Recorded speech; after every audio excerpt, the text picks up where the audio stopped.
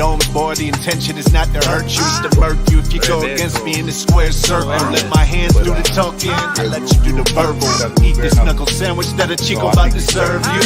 Better listen up, the other team been talking tough. DJ Tony grabbed the mic, cause this dude will not shut up. Ain't no standing name count, but I think I've had enough. In the famous words of Jeff Houston, time to knuckle up. Bones to dome, it's time to knuckle up. Bones to dome, it's time to knuckle up. Take me up, I've been throwing uppercuts. Bones to dome podcast, heard me.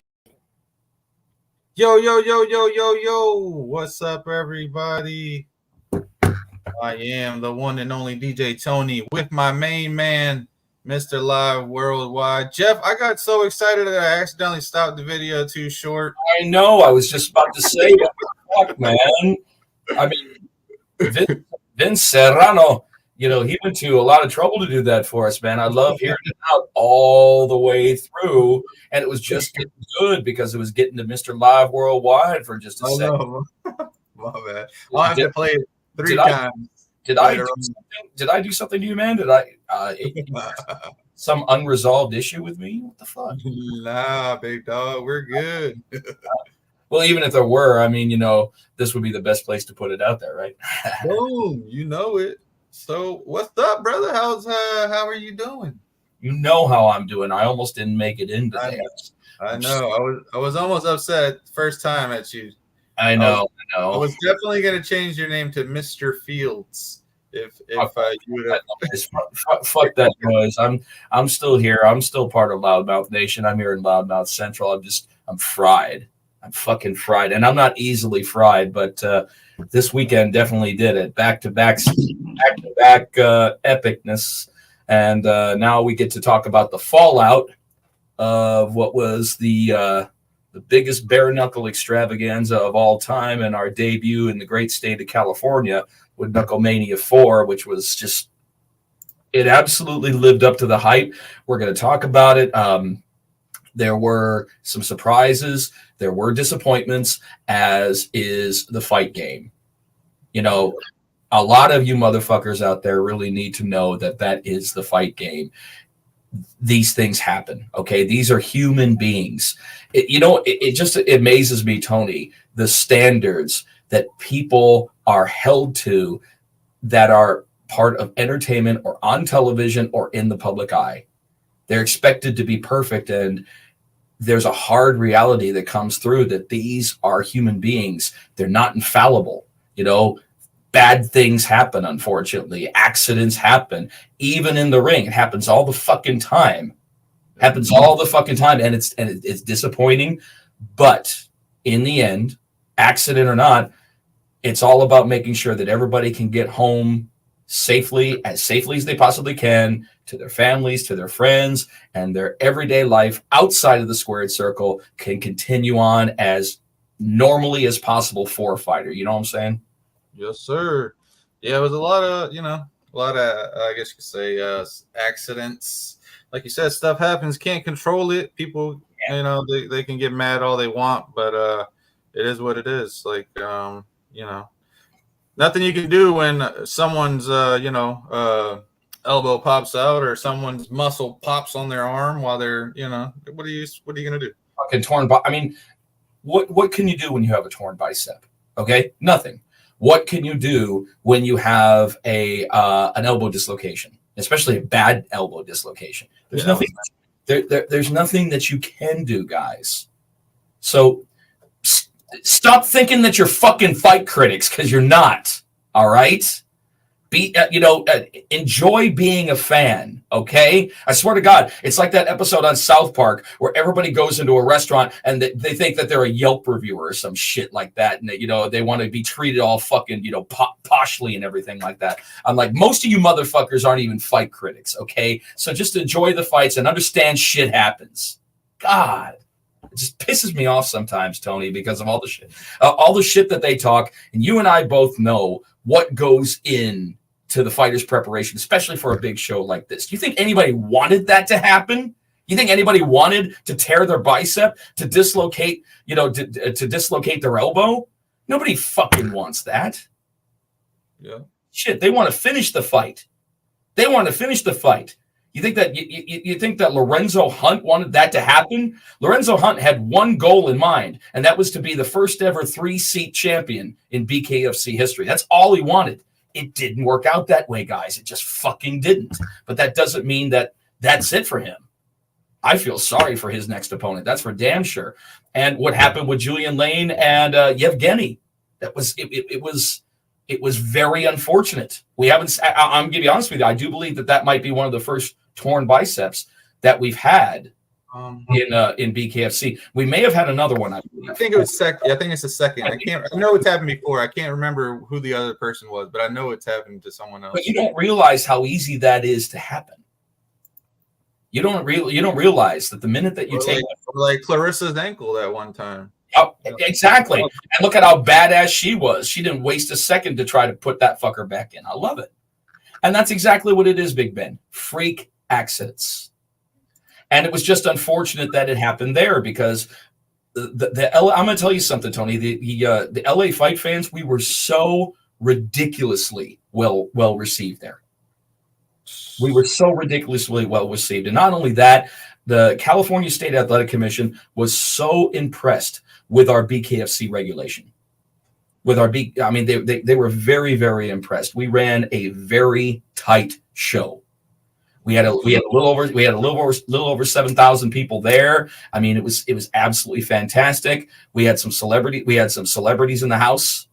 You know, I mean, it was great.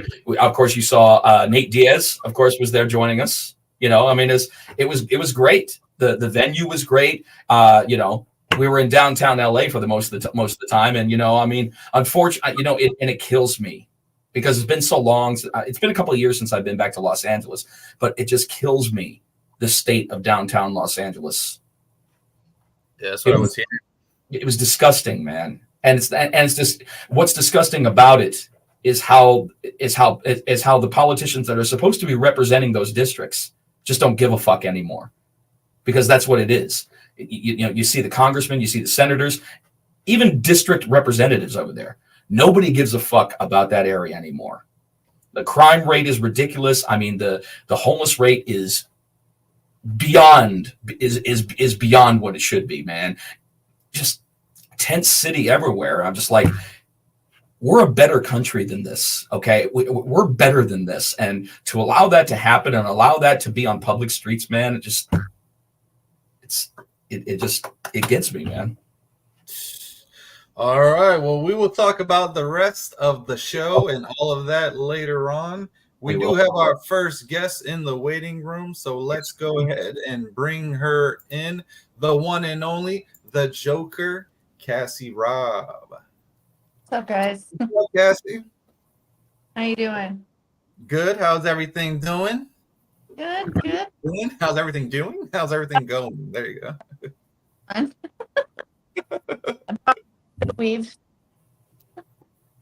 What's up with the Joker out there in Denver? How's everything been? We haven't seen you in a while. I know.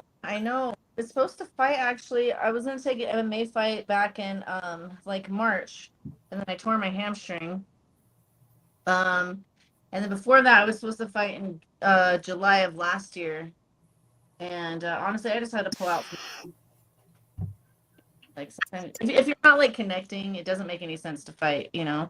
I was trying hard, and I wasn't like, it just wasn't clicking. So I honestly, after seeing, you know, well, I'll say one of the fights this weekend, I would rather fighters do that. You know, it sucks that you have to pull out of a fight, but I would rather a fighter pull out of a fight than a fighter just go in there and get touched on his shoulder and just fall and you know, fight over. Quick paycheck. Like, no. When they asked you, we're losing you. We can't hear you. I don't know if you can hear her, Jeff. I can't. Nope. No, I can't. Mike. No names, Big Ben. No names. It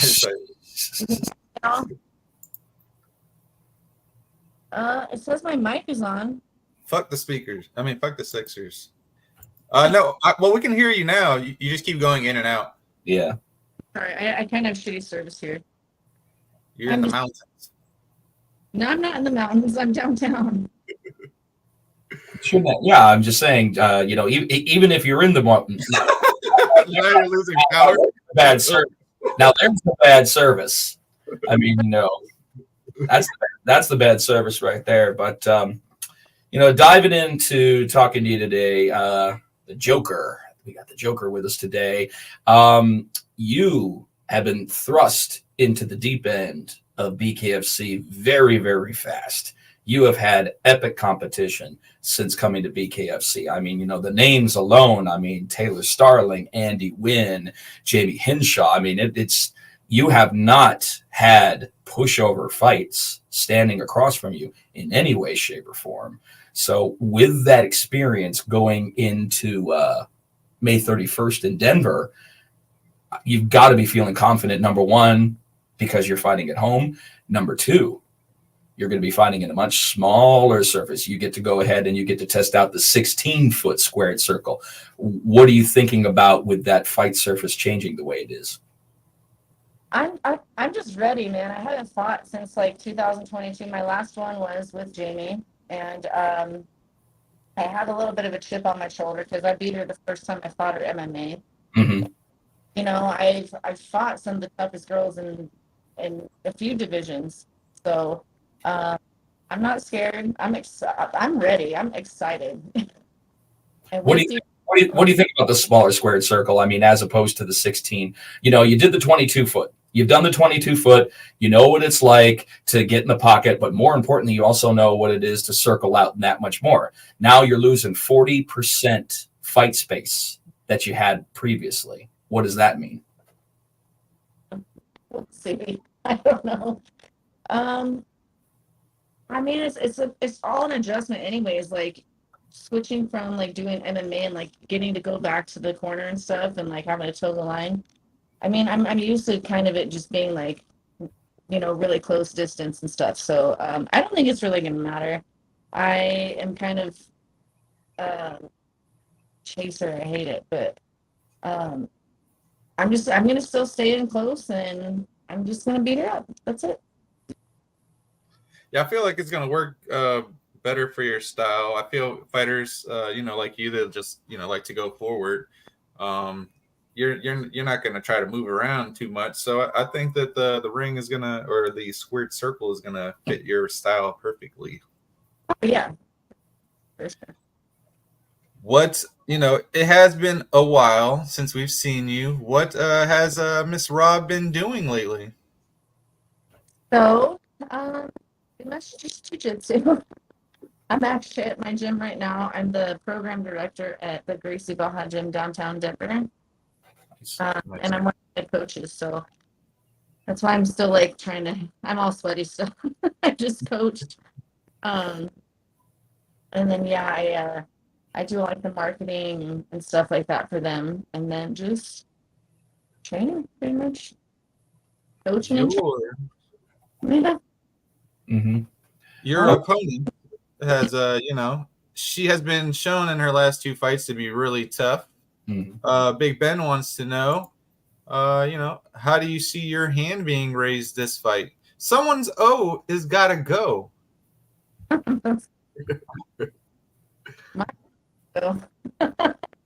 No draw in this one. Yeah, she leads with her head a lot, so she better watch for my uppercuts. That's all I have to say. There you go. That's all we got to put out there. No more information. Sorry, guys. Fight. That's my game to win. But no, I only watched one of her fights. I don't like to obsess over my opponents, but I did watch one, and I mean, she's good, but she leads a lot with her head, and she just kind of like how Jamie was. She just like swings really wide. So I think that I just need to like stay calculated, just time that uppercut, you know. Mm-hmm. And you said that you wanted to keep it tight anyway. You wanted to keep it tight. I mean, you know, from your previous fights, we know fighting in the clinch, not an issue for you. Not an issue for you. You know, you definitely aren't above dirty boxing, which is amazing because there's so many people who transition over to bare knuckle fighting, and it's almost like that they forget that dirty boxing and fighting in the clinch is not only allowed, it's encouraged. We welcome it. And it's just amazing that we still have fighters in multiple divisions that still don't utilize that. That's one of the things that I'd be utilizing the fuck out of. I'd be going in there, Mike Tyson uppercuts, fighting in the body, getting those pistons, into the sides and just digging the fuck out of those sides. It's just amazing how many people don't do that. I tried. I don't want my phone today. No, if I go out to the front desk, they still have class going, so I'm just gonna go start my trip. Easier. No problemo. Look at that. I know, right? Jeff does need some rest. Oh, cut that shit out, guys. I'm here, okay? I'm here. I know I was almost a no-show. I'm fucking fried, but that's all right. I'm here for you guys. I was just gonna go solo this time. I wasn't even attempting to try to find another. I was like, maybe I'll hit up Matt and bring him on. And I said, you know what? Fuck it. I'll just do it. Oh, great. And have our ratings take a nosedive. Thanks a lot. Exactly what we need. But yes, Miss Joker, we know that you are, well, should I say I know that you are teaching kids now. What's inspiring you now, to do that, teach the kids, and what made you change from wanting to, go from, I guess, the older people to smaller kids? Back. Just kidding. I just it's just like I like to do things that are rewarding to me. I really like sharing my knowledge, and I know that I can't do this forever. Like I plan on retiring at 35. I'll be 34 this year, so I think I can keep going. But you just kind of get to a point where you want to kind of like show people how to do it instead of doing it. Mm-hmm. Like, I don't know. Especially with kids, they're like little sponges. Like when they pay attention, it's getting them to pay attention that's half the battle. I just promoted 4 kids tonight to their gray and white belts. So, it's really heartwarming. Like as a coach, I like to see how they acknowledge it and how they build with it and how it disciplines them and stuff like that. It's rewarding. That's pretty much my answer. I get you on that, but the thing it is especially when you're talking about the attention span of kids these days, I've always felt, why not just pump in some liquid Ritalin into the water fountains? I'm telling you, man, kids won't even know what's going on. They dial themselves in. But you are right about one thing. When you see, especially some of these younger kids, really, really absorb what they're being taught, it's freaky scary seeing the talent come out, just blossom, and you say to yourself, holy fuck, there's no way that I wasn't even that good at that age. Just imagine what they're going to be like when they get closer to our age. Jesus. I mean, she's like 22 or something, but I taught her some fucking move. Oh, sorry, I don't know if I can curse. Yeah. Fuck yeah, you can. And she saw me yesterday, and she ended up tapping me, and I was like,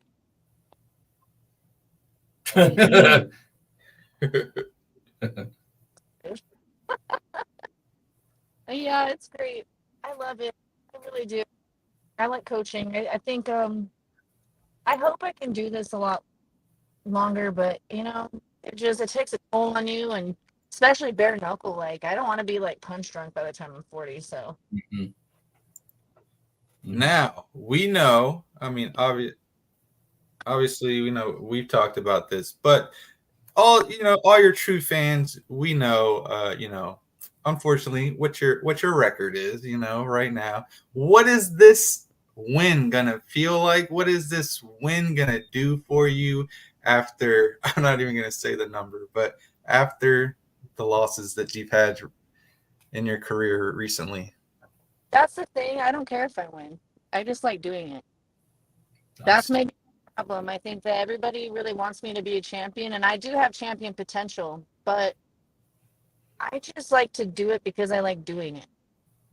You Nice. know, like really, if I get that opportunity, if I win the next couple, then cool. Like hell yeah, I'll fight for a belt. But it's not, and maybe that's wrong of me because everybody, I feel like when they fight, they have that vision, and I'm like, I just like to do this shit. I think it's fun. You know, I mean, I Hey, like people that I work with, like you and everybody else, and it's more for the experience of it. I don't really have so much of a vision with it, and maybe that's where I'm wrong. But I love to fight. I've been fighting since I was 19 years old. I'm gonna be 30 this year. You know, I did it because everybody said I couldn't. Here I well, I'm am. gonna say, as your manager, fuck that shit. We're because I should have said that. because No, 0-11, we're getting your first win. Fuck that shit. I'm not saying I'm gonna lose. I'm just like doing it. It's just fun. It's like riding a roller coaster. It's an adrenaline rush. I have a good time doing it, and that's what I love about it. Well, everybody's so different about how they approach the fight game, because basically you're told if you're not striving to be champion, if you're not striving to be the best, then why are you here in the first place? I mean, but that's thrown around so easily that you don't realize that people are different. People have different reasons for doing this.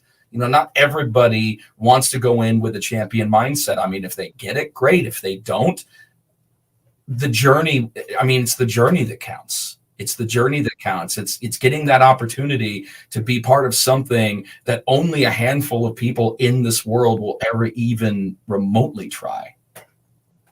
Thank you. That's exactly my point. Exactly. Like I'm fighting on one of the biggest platforms. You know what I mean? Like that enough is a reward for me. Second biggest platform in the world I'm saying. So like, you so know, far. if it happens, I would love for it to, but I'm blessed. I'm very blessed and I'm very grateful that I have the opportunity to be on such a huge platform. And I know that, you know, regardless of my record or not, like I worked my way up and I put in the fights, I put in the blood, sweat, and tears to get to where I am. Whether I've won or I've lost, I still made it here. So that's what matters. That I'm here and I appreciate it.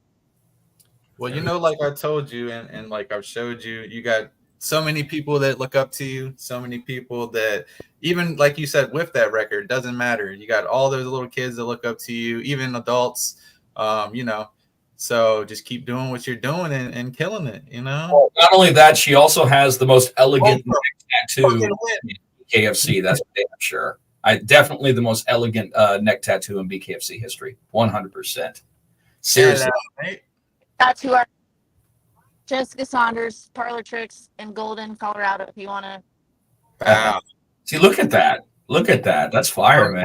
How many are we on now? Tattoos? Yeah. Shit. She's like, damn. Okay. A lot. A lot. And I had a question because I don't know why, because I've recently been seeing this a lot online. I've been seeing people get the black sleeve like you get. I mean, you have, but getting it done with like grays and reds and like it looks like really, really cool. Are you planning on doing something with the black sleeve, or are you just leaving it? So bad. So it's like super saturated. Like my camera's back. But what made you do it? What made you do the black sleeve? But then like you see, like down here, I have to get like all this redone, and I've already done. So I don't really. What know. made you do the black sleeve? I had some pretty crappy tattoos underneath it, and I don't know. It was before the whole before it was like a thing to do. Mm-hmm. I started out with doing my forearm, but the tattoo I had underneath it kind of like went up a little bit above my like the ditch, like above my elbow, and now it's kind of weird. Scratch half of it. I'm just gonna black out my whole arm, And then I did it, and I was like, that's so cool. Yep. That's the story. Just, There you I know go. about doing, you've seen like, well, obviously like my neck and like my leg, I have a lot of like sacred geometry. I thought about doing something like that in white over the black. But Yeah, that's what I've seen. I've seen a bunch of different stuff. That's the coolest one. I mean, I'm a big Ninja Turtles fan, so I just saw one that was done like that, but just white on the black, straight white and gray, all Ninja Turtles theme. It was pretty cool.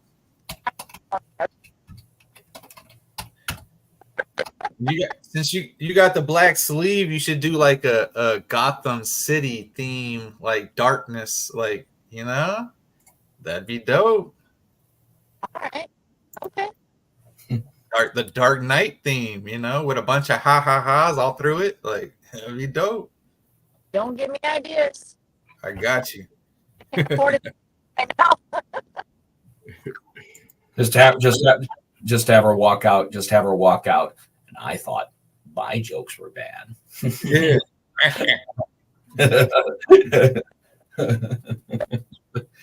It's coming, Big Ben. It's coming. Don't you worry. I was so like, I wasn't mad, but like, do you remember when Britain did that thing where she had the blood in her mouth? And I was like, shoot. Yeah. I know that's your role. That's your role. I mean, I love her. I love Britain. Don't get me wrong, but she did that, and I was like, And Jade as well. Jade did it. Jade popped the blood in her mouth. She did too, didn't she?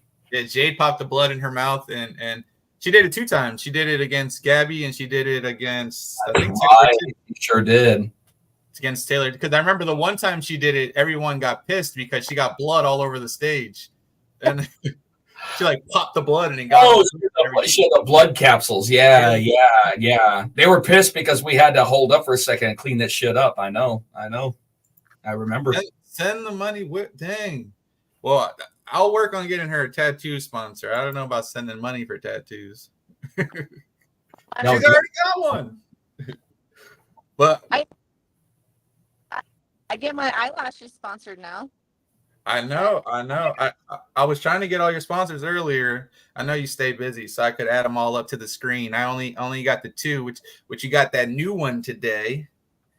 And then I don't even think half the time, I don't think you read half the texts, but I'm like, I got you a new sponsor. And like a day later, you're like, oh, thanks. I'm so, dude, you don't even know how much I'm like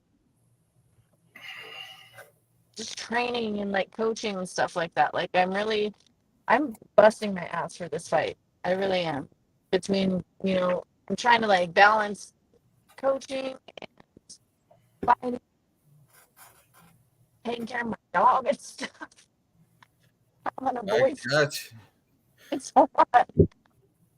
Well, we definitely can't wait to watch you fight. It's almost exactly in a month. Yep. So we want to give you a chance before we let you go to go ahead and shout out all your sponsors, anybody you personally want to shout out, your gym, anybody. Go ahead. Went back to my home gym. It used to be Grudge, but it's Genesis now. I have a lot of really good teammates there. Excuse me, my friend actually is headlining at Keegan. Yep. He's a good training partner of mine, and then Josh Huber, he's the co-main event. So I've trained with these guys for a long time. I like to thank them because they've been training with me for years. My coach Jake, my boyfriend, because he put up with my shit. And Gracie for the Gracie Baja gym. They always allow me to use mat space and stuff when I need to like do mat work and everything. So I really appreciate that, and my family, my friends, and you guys. There you go. And also Denver Chiropractor and UKA USA. There you go. I forget him. Oh my God. That man has hurt me so much. Like, he told me he wanted to. Okay, have you ever heard of the thing where you like stick? It's like a balloon looking thing up your nose, and it like pops out the other.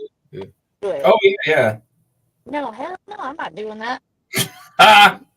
on you. I said, Like, hell no, I ain't doing that. That ain't me. Ain't about that. Well, we thank you for coming on. We'll definitely see you at your fight and interview you again at the 12 o'clock weigh-ins the day before the fight. But until then, thank you very much, and we will see you soon. And I'll call you tomorrow. you're gonna laugh when you hear my walkout song. By the way, just on I like that already. Well, I'll be walking out with you. So, Yep. Well, I'll text it to you. All right, guys. And send me your size too for what I sent you. Just text your text messages. Oh, okay. All right. All right. bye. Bye. That was the one and only the Joker, who's going to be fighting May 31st in Denver. Make sure you guys get ready for that card. That card is getting nice and stacked too. Got some BKFC veterans on it. Well, yeah. It's always nice to see the veterans peppered in with the potentials that are looking for the BKFC contract through the prospect series. So always, and it's great because it gives some of our BKFC fighters that weren't getting either feature fight or co-mains main event opportunities. Fuck you, Ben. You know what, Ben? Just for that, you need to prove him wrong. You need to prove just for that, Ben. It's wrong. You know what? Yeah, it's right behind me. You know what? I was gonna surprise you and not even say anything. That's why I asked you if you were coming to Denver or not. Because I actually have two shirts for you. I have an orange one for you that's similar to this one, but it has the Denver, fight card. This was from BKFC 50, and I got you a black Orozco Elite. So it's coming. Yes. Stop fucking crying, man. You're supposed to be an adult. All you got to do is come up to Tampa, and you can get a shirt anytime you want. Every time you come to Tampa, you can get a new shirt. How about that, Big Ben? All the driving that you do, and you can't pass through Tampa. What the fuck? I mean, come on.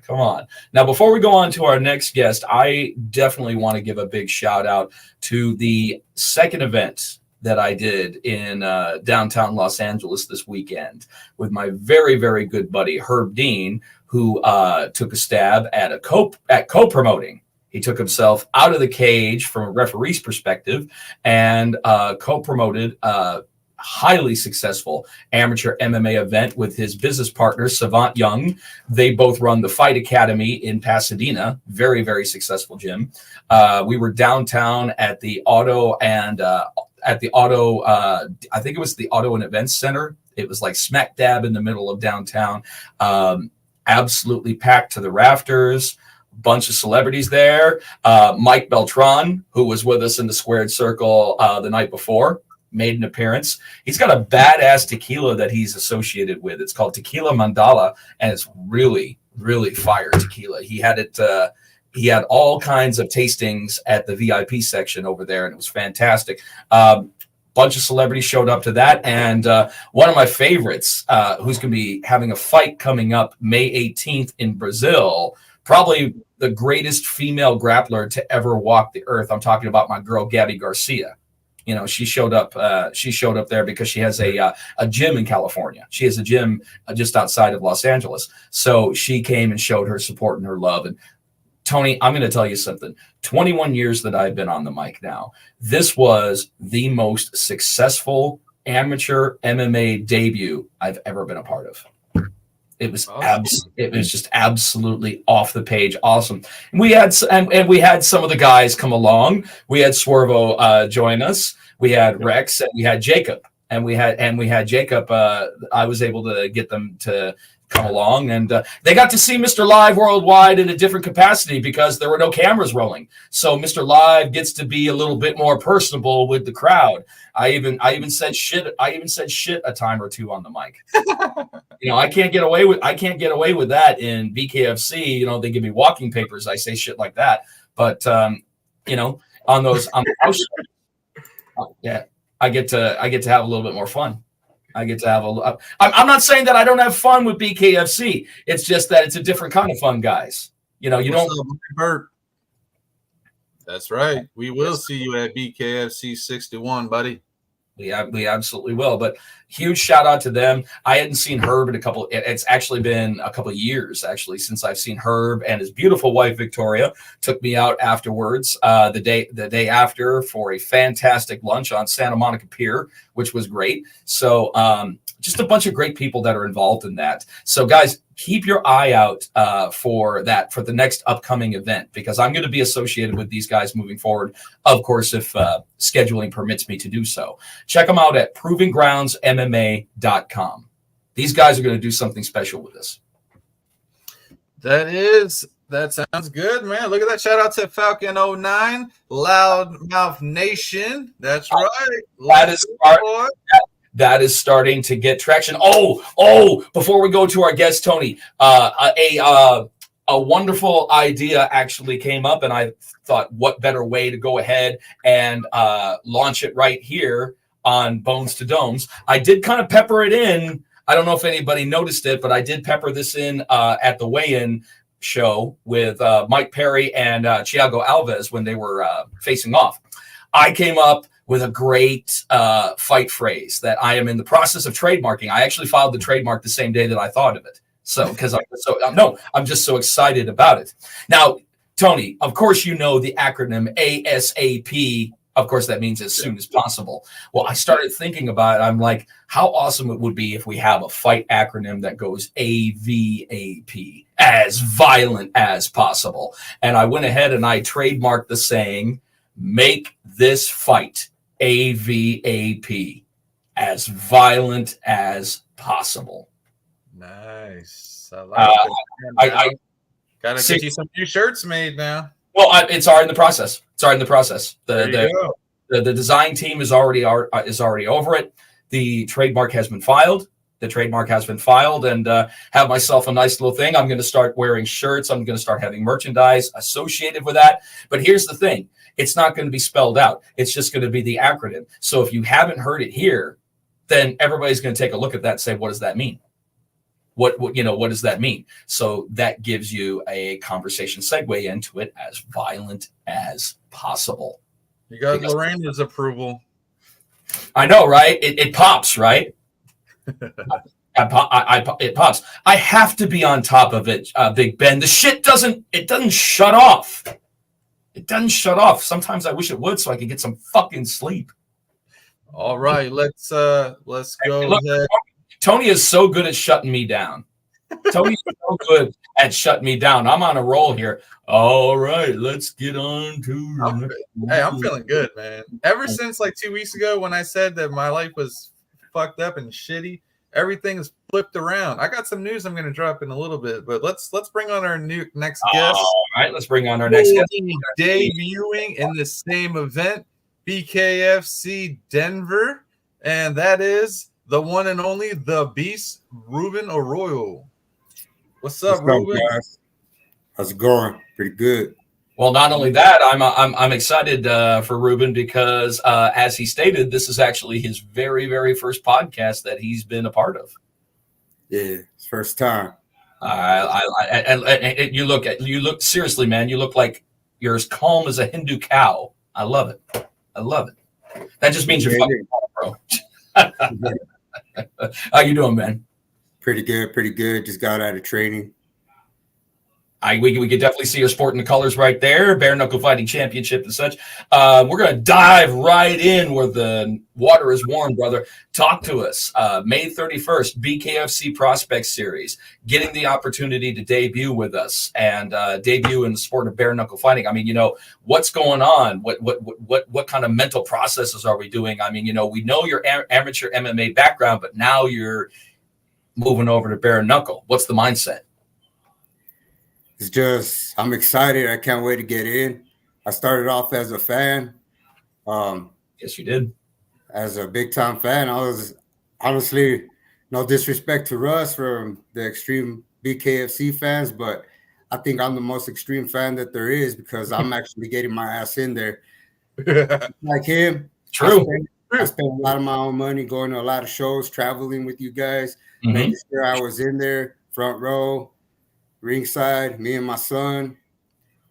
networking, doing what I had to do to get my ass in there, plus busting my ass in the gym, at the tryouts, doing what I have to do. This time last year, I wasn't even training.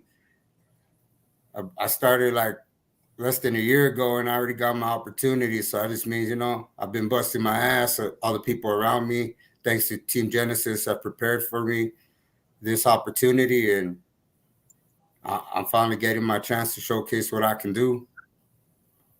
I mean, not only that, I mean, this guy always tracks us down. He'll always track me down at the shows. You always have your son with you. Your son is so freaking cool, by the way. And he's here right now watching. Yeah, you always take bring him on. A moment to show. You always take a moment to show your appreciation. I mean, not just the fights, but to the fighters. I mean, you show your appreciation for the sport. But I think you do. I think you do have Russ beat as far as an extreme fan. There he is. Oh, what's up, little homie? There's another. That's an extreme fan. Ooh, he's a bigger fan. He's colors burning my eyes. No, I'm just kidding. He just got out of training too. He trains with me at Genesis also. That's Big Ruben right there. Big Ruben, and then you got little Ruben. I'm little Ruben. That's the one right here. Man, but right here, you're going to call him Firestarter. I love it. Little Ruben, when are you coming to BKFC? When are you fighting? Man, a few words. Because all you want to do is punch it. I think that's all you don't want to talk. You want to hit somebody. You how excited are you for your dad's fight? Happy for him. What are you gonna tell him right before he goes into the ring? Like, you better win. Oh, high expectations. You better when you don't come back home, Dad. Same thing I was told all my life by my uncles.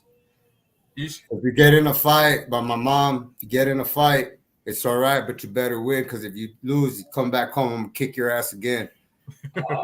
That's just the motto I've always lived by, Little Ruben, you got to make a bet with him that if he loses, then he's got to switch rooms with you. He gets the bigger room. He's the master. He has the bigger room. All right, little buddy. We just wanted to say hi. He wants to get back to it. He was into something. So he wanted to get back to it. Yeah, probably playing Minecraft or something. I know, right? Before the show, he was playing GTA, but he's watching right now. Actually, he's watching us. Man, speaking of GTA, man, we just came from the land of GTA over there in downtown Los Angeles. I mean, now I see where a lot of that video game was inspired, because we were practically in the thick of it. Did you get a chance to? I assume you, of course, had a chance to check out Knucklemania. Yeah, of course. Yeah. It was pretty wild. I don't miss any show. Either I'm there or I'm watching it. Yes. We were talking shit back and forth to each other. Me and him almost had pretty much all the fights differently. So every fight we were going back and forth talking shit. Yeah. I was doing good there, man. What did I think I went 7-0 before my first loss, Jeff. 7-0. I was doing pretty good. Slide on Sean Wheelock don't even go 7-0 tonight. That's impressive. I went 7. The first half you were just taking random guess.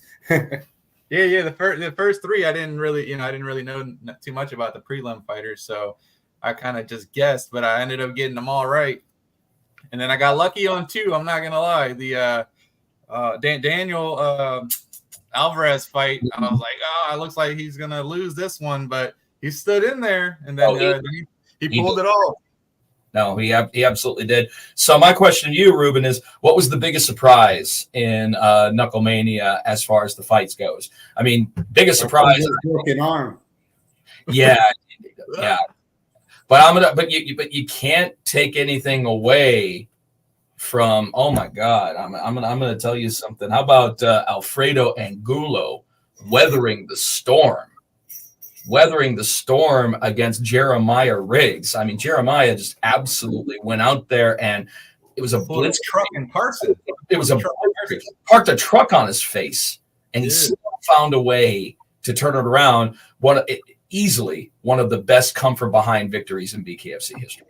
I call that the truck and Carson. I like that. Those are the kind of exciting fights I like to have, but I don't really want to have to be coming back from behind, you know. I'd rather be in control the whole time if I can.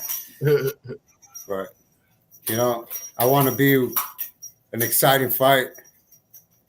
But, of course, if we can get a quick knockout, that's always better. We get paid by the fight, not by the hour. Damn straight. Damn straight. If you got to do it Mike Tyson style, then do it Mike Tyson style. A couple of seconds. Get in, get out, get on with your life. Absolutely. Now, I got another question for you. Based on what you saw, do you think that we will see Todd Duffy in the squared circle again? Or do you think from what you saw that this just might be a one and done scenario? The fans-wise, I don't think the fans want to see him again. Me, personally, I like to see him again. He's trained with us sometimes out of Team Genesis here in Colorado. Mm-hmm. You know, as one of my boys, got him up on the wall like the rest of you guys. Got you guys up there too. But I love to see him, see what he can really do, you know. A lot of injuries and unfortunate stuff happened at Knucklemania 4. It did. You know, so if we could run some of those fights back, I'm pretty sure we still like to see him. Just like the Lorenzo fight, a lot of them, man. That the main event went pretty much the way I kind of saw it going. You saw that going in a minute? Yeah, Mike Perry hasn't gotten it past four minutes, man. He's just getting better. No, I know he hasn't. And Thiago looked good. I mean, Thiago looked good. He came in shape. He looked better than he did as far as in shape wise. He looked better than when he fought Yuli Diaz. Yeah, but I just saw him collecting a paycheck. Mike Perry, you're not the only person to make. You're not the only person to make that assessment. A lot of people were in the same thing because of how long his absence was from BKFC. You know, he gets the title, and then the minute that another promotion offers him a better paycheck, he jumps ship and vacates the title. You know, a lot of these guys, they see greener pastures or the grass is greener on the other side. And I'm going to be honest with you, every single one of them that has done that has been wrong. Every single one, not one or two or three, but everyone who has seen greener pastures on the other side, or at least thought that they did, has been wrong. BKFC is the greener pasture for me. This is what I fucking wanted. This is what I shot for. This is the whole reason I got back into fighting. This was my only direction I wanted to go. If it wasn't BKFC, I didn't want it, to be honest. Mm-hmm. This is the only thing I was shooting for. I got it. I've been busting my ass. Like I said, thanks to my coaches at Genesis. They prepared me and got me ready for this. I feel like I'll be more than ready come May 31st in 1 month from today. I feel like I'll be ready to do this and showcase what I can do, show the world.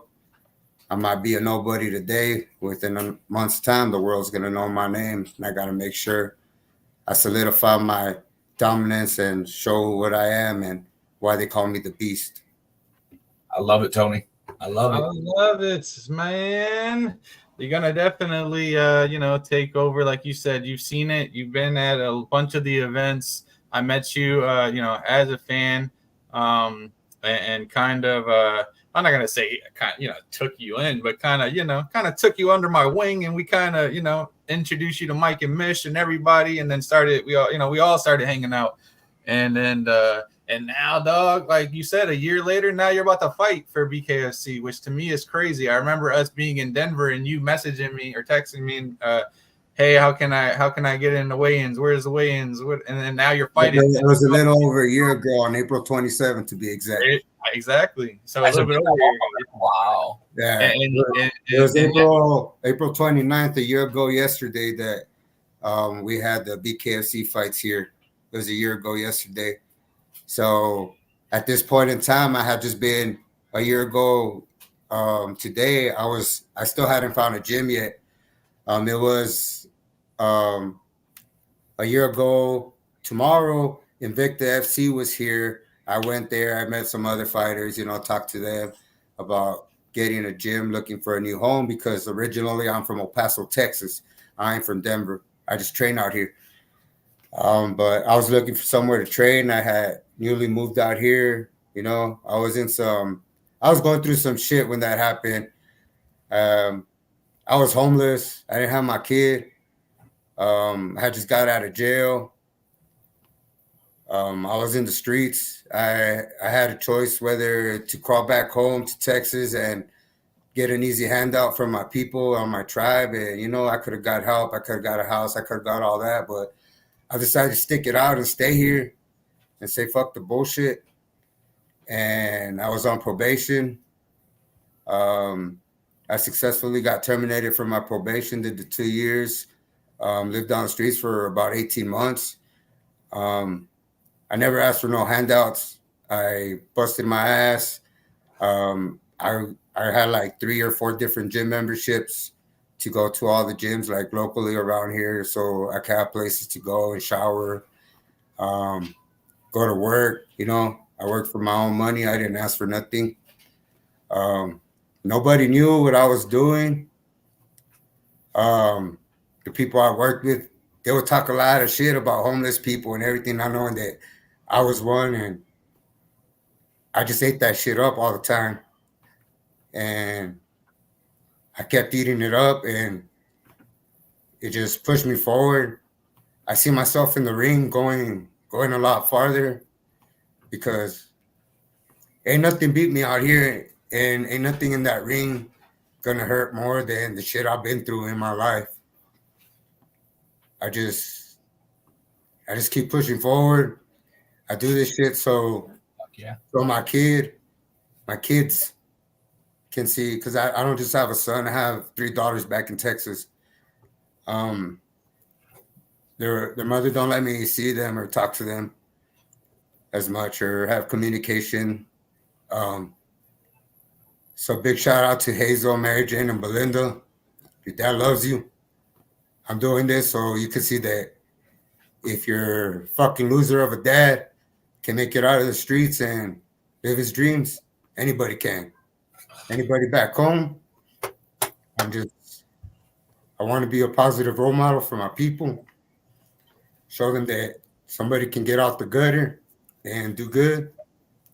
That's my whole thing. I just want to be a positive role model for my kids, for my family. Let them remember the name when they speak on the Duran Arroyo name, that we're known for good things now. Not all that shit we used to do. I grew up with the gangs, drug dealers, you know, the cartels, all that shit on the El Paso Juarez border. Yeah. That's my family. During the Chapo Guzman, all that drug war cartels, the most dangerous cities and all that back then. That's when I lived out there. You know, that's where I grew up. I didn't want to be a part of that life no more, and that's the reason why I came out here to Denver. Got caught up still. Trouble follows you. You can take the vato out the vato, but the vato is always in the vato, you know? As much as I carry myself, you know, I am a college graduate. I am educated, all that bullshit, but I'm still a gangster, you know? Keep it gangster. That's the way I grew up. I'll never forget where I come from, who I am. The streets made me, and that's who I am, you know? I'll never be ashamed of it. I used to be a drug addict, but I overcame that shit. I overcame a lot of things in my life that most people would be ashamed to talk about. I'm not ashamed of anything I've been through and done, because it's made me who I am, and it's led me to the fucking road that I'm on now. Let me tell you one thing, man. Let me tell you one thing right now. Don't ever be fucking ashamed of that shit right there, because you're talking to a former homeless drug addict myself. I was there. I was there. I know what that shit is like. I know how that shit eats away at your life. I know how it absolutely destroys anyone who was good in your life, anyone who was who wanted to see the better of you. Drugs for me came in front of them, and I always hurt the people that cared about me the most. Because all I wanted was my next fix. All I wanted to do was get high. Okay, I know exactly what that desperation feels like. I know what it's like to do that. I mean, seriously, I almost died several times from drug overdoses, and I was able to fight back from that shit. And I know what it is when you find something that not only is worth living for, but can make you the person that you always wanted to be. That one reaching through there. I know exactly what that feels like, brother. I mean, just ring announcing saved my life. Finding ring announcing saved my life and gave me purpose. I had no purpose before then. Shit, I was a high school GED dropout, man. I'm seriously, it was as bad as it gets. So I feel you. That's why I mean, you're rapping to us right now. You're telling us what you're going through. My heartstrings on that same on that same wavelength, man, because I know what it's like. I know what it's like, and I feel for you, man, because it's like the same blood and the same mud almost. I just want people to know my real story. I want them to know who I really am, because most people judge me off of what they've heard or seen. I'm a good person. I do a lot of good. I just don't brag about it or post it on social media like a lot of people do. I do my charity work, but I keep that shit to myself. It's between me and God. Be curious, not judgmental. Exactly. They always say, don't judge because the shoe might be on the other foot, but I've been on both places. I've had $1 million and I've had $0. I've been broke. I've had a big house with the 5 cars, the Rockstar Live. I've been homeless in the streets, living in my car. But not once did I ever give up. As far as the drugs go, I was always a functioning drug addict, though. I didn't lose my home because of drugs. I lost my home while I was in jail. My house burned down because of another drug addict. My upstairs neighbor had a meth lab, and when I was locked up for a crime I didn't do, my apartment ended up burning down, my house and everything. And the day I got out, I took a deal to get out. I thought I was going home. Before I got to my house, I was like 5 minutes away. My cousin who lived out here called me and he's like, hey, man, I don't know how to tell you this. I just couldn't tell you, but 5 days ago, your house burned down. And I was like, what the fuck? I'm like 5 minutes away from the house. Like, I've been talking to you all week, and I told you all day that I had court and I took a deal so I could get out of here. I'm taking 2 years probation just so I could walk out. And I got out. I pulled up to my house and it was boarded up and taped up with plastic and boards, and it was all burnt down, man. I lost everything. I had less than $20 to my name. My car, my truck, I had an $84,000 truck that got flipped over a month before I got arrested. I bought a car, had it for less than a month. When I got pulled over, that car, I ended up getting it stolen while I was in jail. So I came out and I had an extra car that was in Colorado still. And I got arrested in El Paso, Texas, and got extradited to Colorado. When I got out of jail in Colorado, I tried to pick up my car. I went over to my cousin's house, knocked on his door. I had to ask for my keys. When he opened the door, instead of saying, hey, how you doing, or how's it been, or anything, all he said was, you can't stay here. Let me get your keys. I was like, wow. I was like, I wasn't even going to ask you. I was just going to ask for my keys, but it would have been nice if I could have said that, No, how's it going, this and that, and he turned his back on me. I was left alone out here, and like I said, I had no choice but either tuck my tail between my legs and go back home, or tough it out and make something happen. And I said, I don't want nobody's help. I ain't gonna ask for nobody's help. The only ones that helped me out was my mom, my brother, and my sisters, and my baby mama. They're the only ones that helped me. They put a little bit of money together, gave me like about $100-something. I had no clothes, so I had to go spend that on clothes.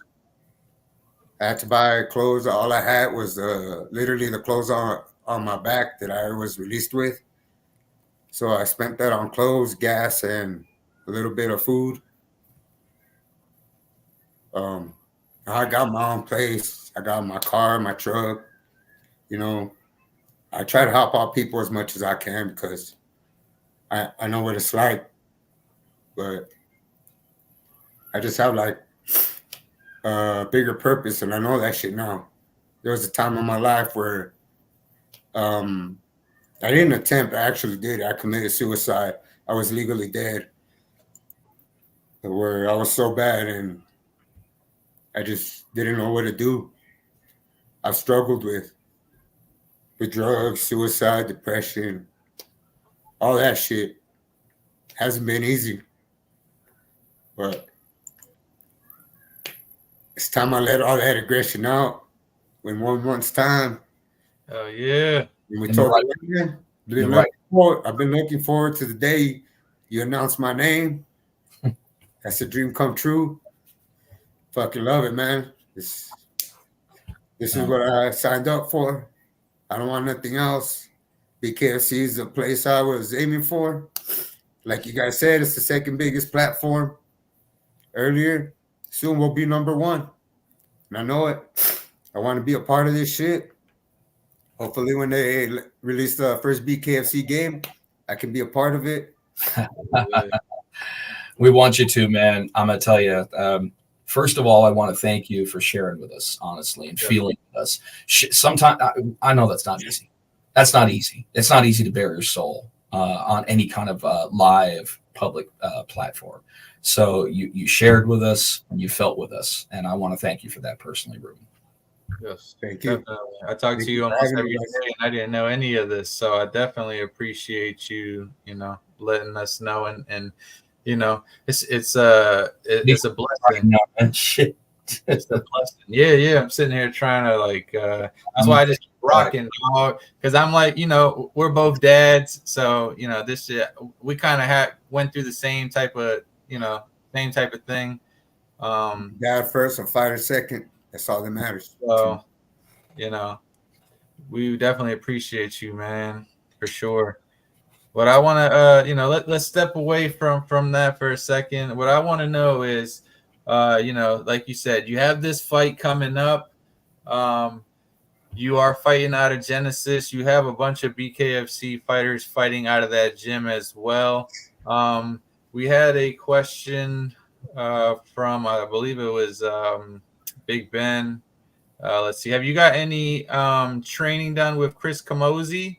And what kind of tips have you gotten from these BKFC fighters? Because I know that As far as the tips go, that's between me and them, bro. Yeah, of course. Don't give us the tips.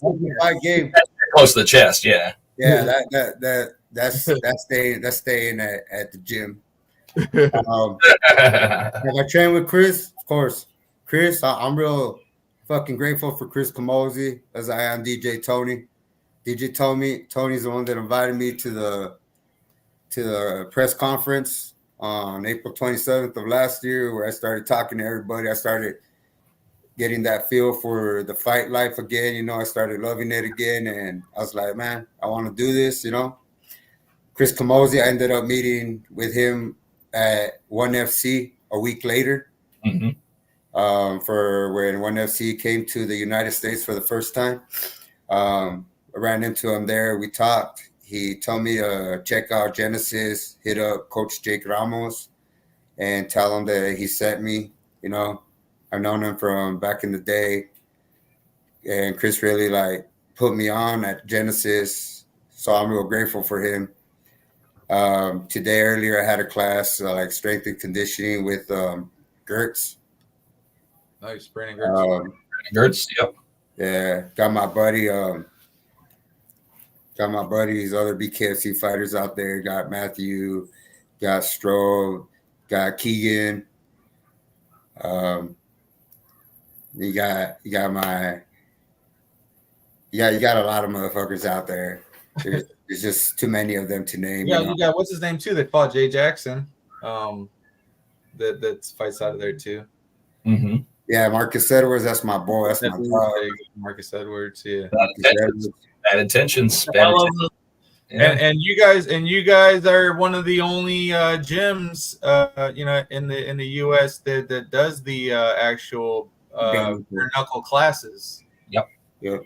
So that's the only ones in Colorado for sure. One of the few in the nation. So how do you? What's up? No, go ahead. I just joined this gym because honestly, I was looking to do bare knuckle. I was looking for the best bare knuckle boxing gym, the best. They had the most fighters, the best fighters out of Colorado. You know, they're the Jackson Winks of Colorado.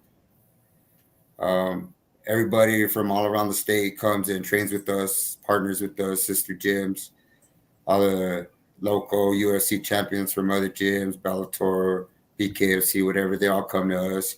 A lot of them have jumped ship for whatever reasons from their gyms to come to us. I've been Team Genesis since day one, 11 months ago last year. You know, in Texas, I was with another team, obviously.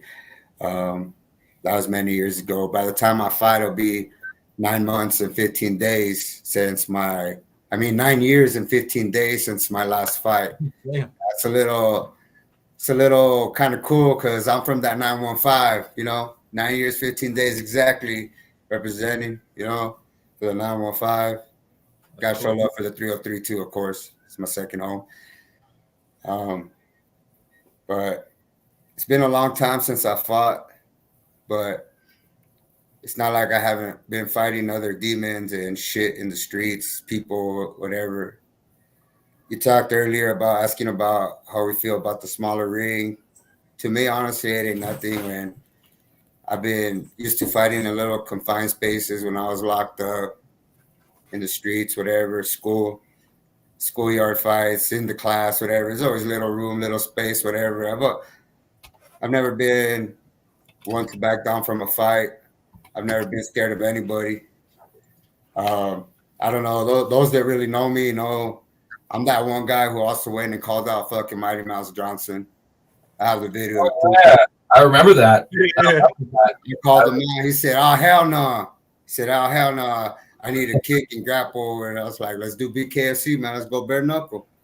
Out of respect, because he's one of the GOATs. And he don't want any of that. He don't want to smoke. I do. No, he's got too much of a wrestling and a grappling background in order to do that. I mean, I just don't. I don't see someone like him doing that. I mean, you never. But then again, you never know. You never know. I mean, we weren't 100% sure. We were excited when we got Mike Perry, but we didn't. I mean, we know the guy was tougher than shoe leather, but we didn't know how his long-term aspirations would be for BKFC. And look at him. Look at him. He's mowed down everybody. The toughest fight that he's had since he's been with us was against Julian Lane. That was a good ass fight, and a good ass promo, and a good ass everything about that. Everything was great about that. And since then, he's been on a tear. So that doesn't mean that there's not the opportunity for you to come in and to go on a tear. Because, I mean, look at it. Number one, you were a fan before you were a fighter. Number two, the bare knuckle outreach that you have in the area is freaking ridiculous because you have one of the only bare knuckle systems in the entire state of Colorado on top of that. And number three, you have the desire to do this with BKFC. Not with anybody else, not with any other promotion. I wouldn't say competing promotions because as far as I'm concerned, we really don't have any competition, but you want to step in, you want to toe the line with the best. I want to prove that I can hang with the best and bang with the best. And hopefully I can prove that I am one of the best. And if I can get these wins, get a win, get in there and keep winning and make my way up the ladder, all I want. I don't want no easy fights. When they send me over the contract, I'm fighting a way more experienced fighter than me as far as in the ring goes. But I ain't worried about all that shit. I don't care about who the fuck their fighter is, what his name is, where he comes from, where he trains, what his record is. I care less about any of all that. I just look at everybody like it's just some other motherfucker standing across from me. We're all humans. We're all people. We all train. Some of us do 2 a days, 3 a days. You know, he does it just like I do. The thing is, man, I don't see you cherry picking opponents. I don't see you cherry picking opponents. I want to prove that I'm one of the best, so I want to fight the best. As soon as he sent the contract over, I didn't care about none of that. I just said, sign it, let's do it. He didn't even ask me what the pay was. He didn't ask me what. He just said, let's do it. He just said, where do I sign? Yeah, he just said, where do I sign? And I was just like, all right. I said, this is a good fighter. He's like, it doesn't matter. He said, just tell me where I sign. And we got the contract, and within a minute and a half, it was back in Dave Senior's hands. Yeah. Well, the fight world, I'm gonna tell you, man, the fight world's frustrating. But from the story that you just told us, fight world ain't shit compared to what you've been through. Fight world ain't shit compared to what you've been through. I mean, that's the real world out there. And if you can have a success story coming back from that, dude, you can take on anything. Everybody already tells me I'm a winner. There's still a goal left on May 31st before I can call myself a winner. I need that hand raised. I need to hear you say my name twice. That's the idea. They always say the man who is not afraid to die for this shit is the most dangerous man. But see, the thing is, I'm not trying to die because I'm the man who found everything to live for. Because everything that I lost, I got it back.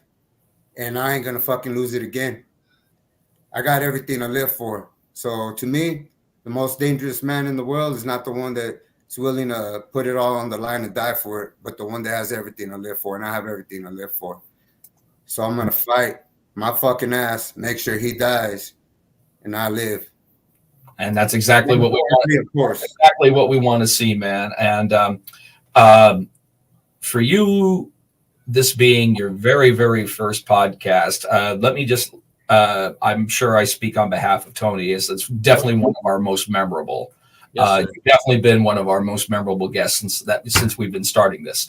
So we thank you for that. And now we're going to give you the opportunity, Ruben, to go ahead and give shout outs to sponsors, family, friends, the journey that you took us on today. Anybody who's been promoting part of that journey, man, now's your time.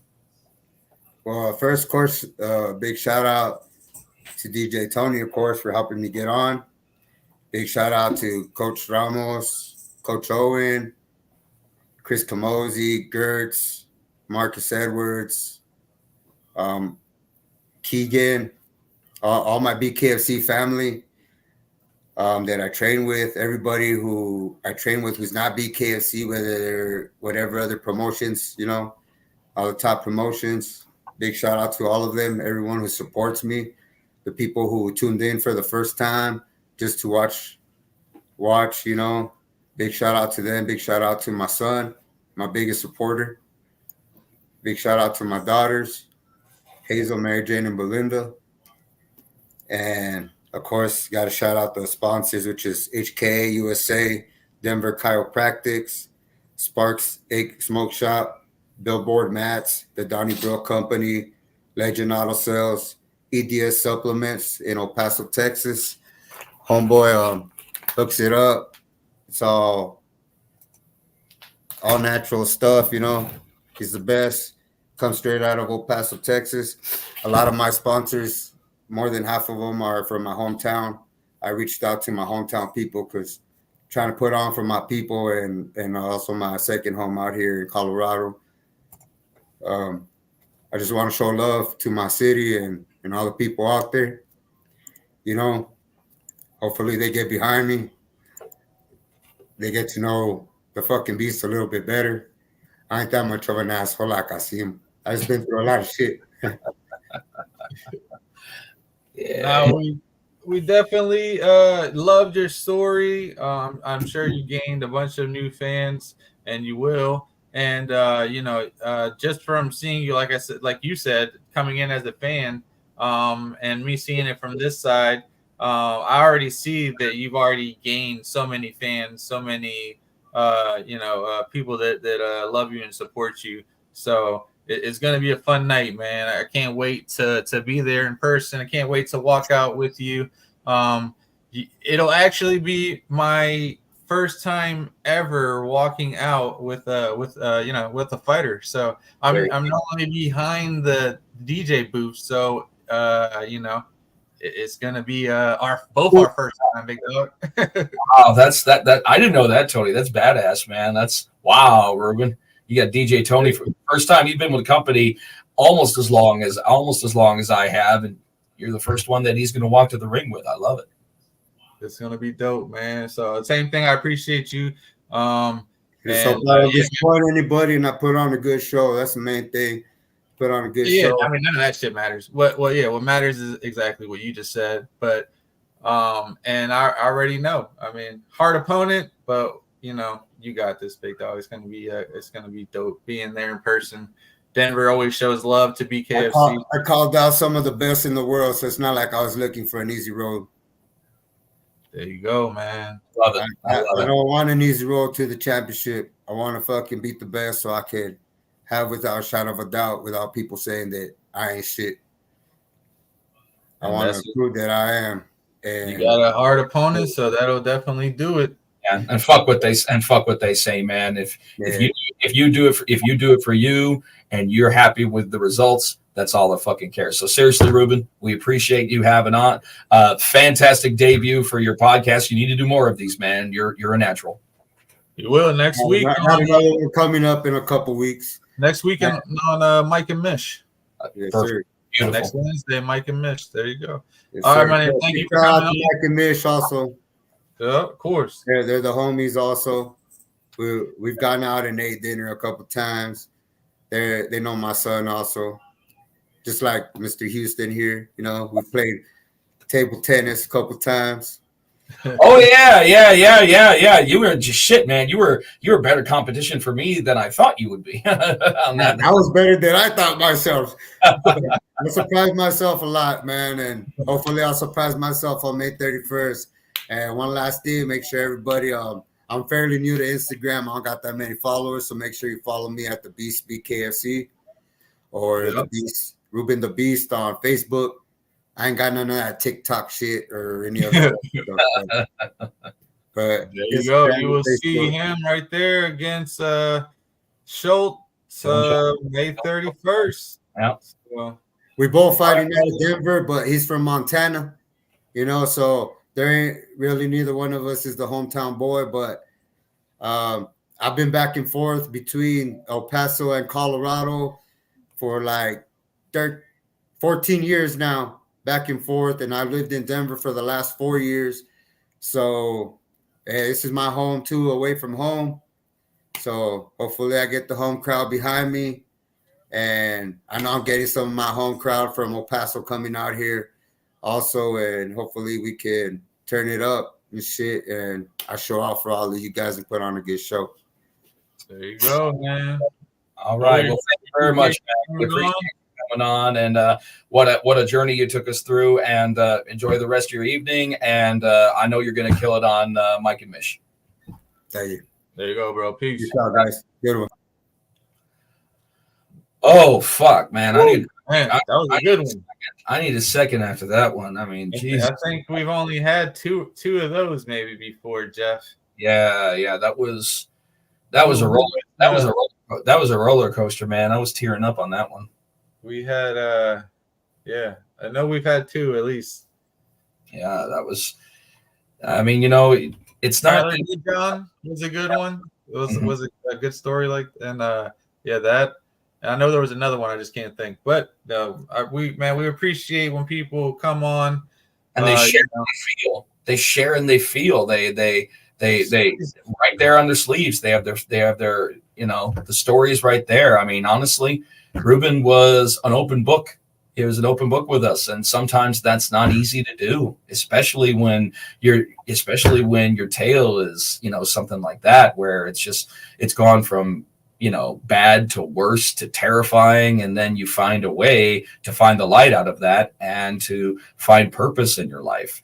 And going from a fan to the squared circle, I mean, that's amazing.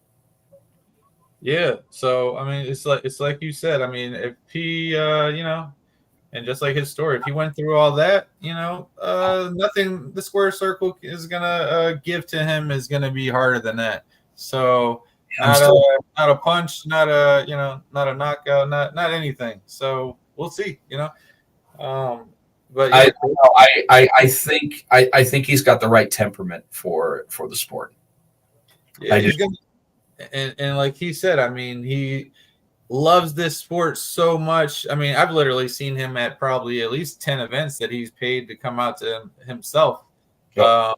And that's him and his son, and that's flying to all these events, hotel. That's I mean, you guys know how that is. We know exactly how that is, and to flip that bill and kind of look, outside in, keeping that dream in the back of your head, keeping that dream right there, saying, something. About time I give this a try. Trust me, Tony, if I was a younger man, yes. I would have thrown my hat in. I would have thrown my hat into this. I would have at least tried it. I might get my ass kicked. I might not. But if I were a younger man, like if I were in my 30s, I would have definitely loved to have had an opportunity to give this a try. At least once. It's crazy because we didn't talk about this at all. But it was something that I was going to bring up today. But what's crazy is that I actually got offered that offer today. Really? I got offered to actually get basically sponsored to get back in shape and fight for a celebrity boxing event at the end of the year. And I'm going to do it. Fuck, man. Fuck yeah. I started a couple of days ago back, working out. I've probably lost like 7 pounds already. But my real goal start date was it is tomorrow, because I told myself and I told all my fighters that I'm managing that my goal is to lose 30 pounds, and I have a challenge with all them by the Denver card, which is exactly 1 month. So I'm right now I'm 251, which is fucking crazy to me. But I'm trying to get down to at least by 220, and even that's my normal weight. So it is even crazy that I'm even this much weight. But whatever. That big, dude. I look big. I mean, honestly, like on camera right now, I'm only 206, and I look fatter than you. Look, I mean, people would say that I look all right, but nah, man. I've never been this heavy in my life. I've never passed 250. Once I hit 251, I was like, oh man, this is. What fight are you going to be at for the for your Denver. What for Denver for? I mean on fight day at the end of the year.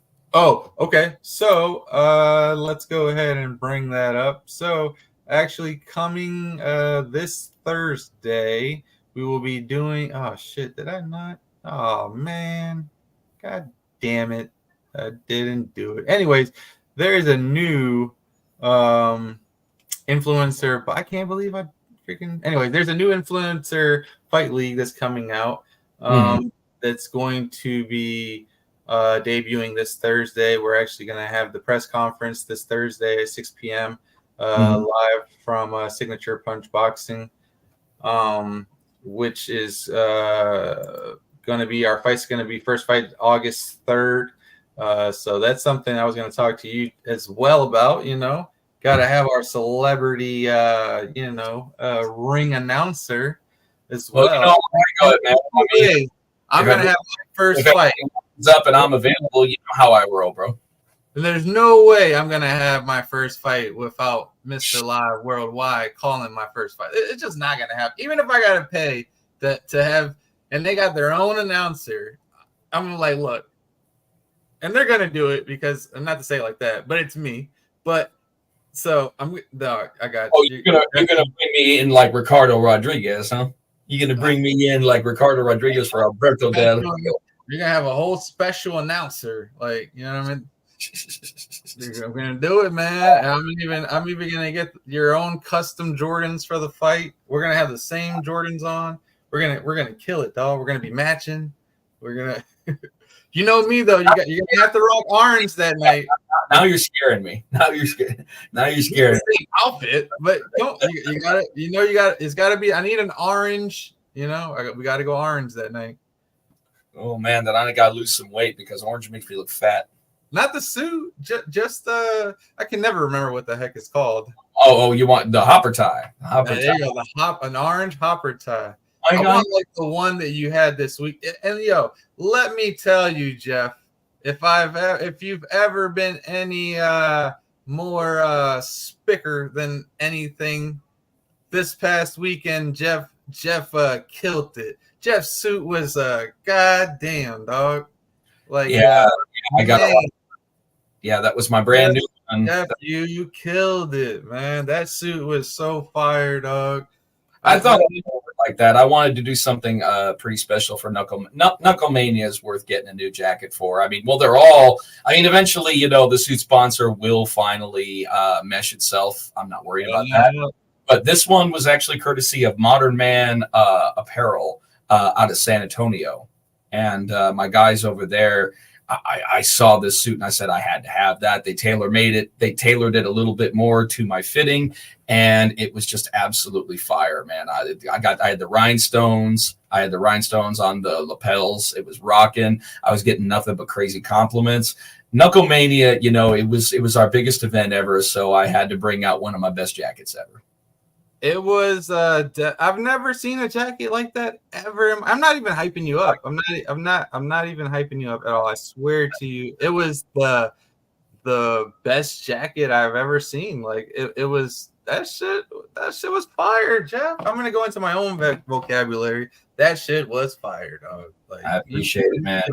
And with the hopper matching perfectly with the side pocket with the I mean, you always do, but everything coordinate. You know, some people don't coordinate. You got to coordinate. Everything matched perfectly. It was, yeah, man. Let me tell you. And it was a great. Like I said, it was great. It was great. Peacock Theater was great. You know, the fans. The fans were just so. What I saw there. I mean, I see this everywhere we go.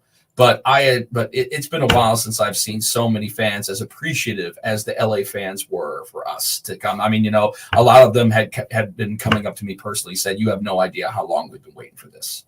But let's all serenade the crowd and just let them see just how fancy Mr. Houston was looking. Woo! I mean, look at that outfit, Jeff. Alligator skin. No, it's not alligator skin. It looks like it. I have yet to do crocodile or alligator skin. Might be coming up. Wolfpack is coming soon. Yes, sir. I already know. Yes, We're sir. Back. But I was happy with it. Let's go ahead and let's talk about the aftermath a little bit more. We went ahead and touched a little bit on it. We're going to start with the main event and work down. Obviously, everybody knows that Mike Perry still has the crown on his head. I was not even aware that this was a King of Violence title match. I was just under the impression it was just going to be like a light heavyweight bout, but apparently. When did it become that? See, that's the thing. I mean, you know, it had been talked about, but it hadn't been advertised. So I was like, what? But I mean, come on, Jeff. Me and you, we know things. That was never. No, it was never advertised. It was never advertised. Yeah, it was never a thing. So it was, but apparently, I think it was in their contract. So, but it doesn't matter because I was gonna say fuck it. because 1 minute into it, Mike Perry once again showed that he's now. If there was any doubt before, there's definitely no doubt now that he is the face of BKFC. He definitely is the personality of BKFC. There's no doubt about that. The guy has turned, you know, he was never an obscure fighter, but nobody knew where he was going. And now he's turned himself into a world-class elite bare knuckle fighter. and I just couldn't be more. I couldn't be more proud of him. I really, really couldn't. And so he gets the decision. He gets the knockout in 1 minute into round number 1. Wasted absolutely no time. Our co-main event was a shocker. Our co-main event was a shocker because here comes Lorenzo with the misses out on the runway, and of course the juggernaut behind him in all of their pomposity. Both of them wearing dead animals, and looking absolutely dapper. Lorenzo is known 100% for his showmanship, and here comes Mick Terrell with a very cool entrance music, Song, very low tone and such. I believe he came out with that last time as well. Yeah, he did. Yeah, he did. But a face just of absolute stone and concentration coming out there, and this had to have thrown Lorenzo off just a little bit. I'm not saying completely, but usually Lorenzo is able to get in here rent-free for a while, and this did not happen. He did not get through to Mick, and Mick was doing well. It was a clean knockdown. You saw the inside shot that knocked him down, and it was just a bad angle that he fell. Yeah. It's a bad angle that he fell. Crazy is that it was pretty much the same fall as Mike Richmond. It was similar. Yeah, it was similar. It was just a different angle. I was like, oh, is he gonna get up and pull off a Mike Richmond? But then I seen his elbow, and I'm like, his arm. He's not going to. He looked right at his arm. He knew exactly what happened. I think Lorenzo is very in tune with his body and everything as far as what happens. He's a once in a lifetime athlete. So he knew exactly what happened when it did. So Mick Terrell is still our reigning and now undisputed BKFC. I hate saying undisputed when somebody wins a title. I usually go say undisputed after their first title defense, because as of that point, you defend that. As of right now, you are the undisputed champion because you have successfully defended your title once, and so on and so on and so on. So Mick Terrell, hats off to you on that. Moving on to our feature fight, Ben Rothwell and Todd Duffy. Todd waved it off. Todd said no more, no mas. That was the most. Oh man. Oh, I know a lot of people were disappointed. Shit I've ever seen in my life, Jeff. Because a lot of people were really anticipating this, because this is the fight that should have taken place at BKF 56 in Salt Lake City. It didn't go down this time, and it was a shame because Todd came down. Todd looked like $1 million physically. Yeah, he was in great shape. Yeah, he's in great shape. But you want to talk about great shape? I've never seen Ben Rothwell. Yeah. Oh my God! And it showed. It showed that he had trimmed down and taken this fight camp very seriously. And you gotta love Ben, because Ben loves BKFC. I mean, not only does he love the sport, but he loves the brand. He is a huge fan of the brand. He doesn't care who they put in front of him. He just wants to fight and represent the brand, and I love that. And that's exactly the kind of person that you want as at the flagship of bare knuckle fighting. And I think even Dave said it's probably going to be inevitable that the next fight is going to be Ben Rothwell and Mick Terrell for the heavyweight championship, and we're just going to see how cool a customer Mick can be against an opponent that much bigger than him. You shall see. That's another one. Next one up, the most impressive come from behind victory outside of Lorenzo Hunt and Mike Richmond in the history of BKFC. Debuting with us, former light middleweight world champion Alfredo El Perro Angulo, defeating Jeremiah Riggs, and Jeremiah starting that fight with a house of fire. Basically walking him down, saying, you're not going to come into my world and push me around. But I do think, unfortunately, in his plan, I don't think that he expected Alfredo to weather that storm. I don't think that he did. And unfortunately, the gas tank started running empty real quick. Yeah. Because he was just but some of those shots. And And he did have an unfortunate hair grab. There was a hair grab that was very controversial in the fight. A lot of people were talking about that, and you know what? I've never actually thought about it, and I don't actually know. I mean, is that in the rules? I mean, can you not? That is illegal. Okay, that is illegal. Now you can hold and hit, but you can't.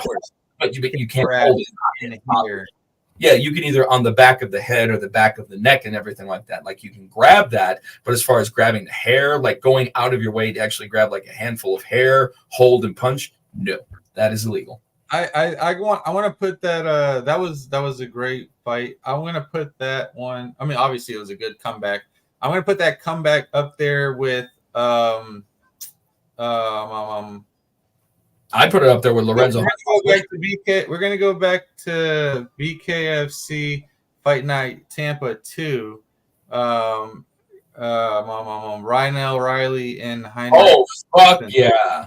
Oh, yeah. Was it that fight or was it the one against Carlos Trinidad Snake?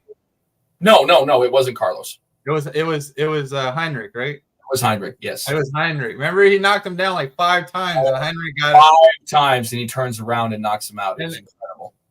I think that's got to be number 1. You probably forgot about that one, Jeff.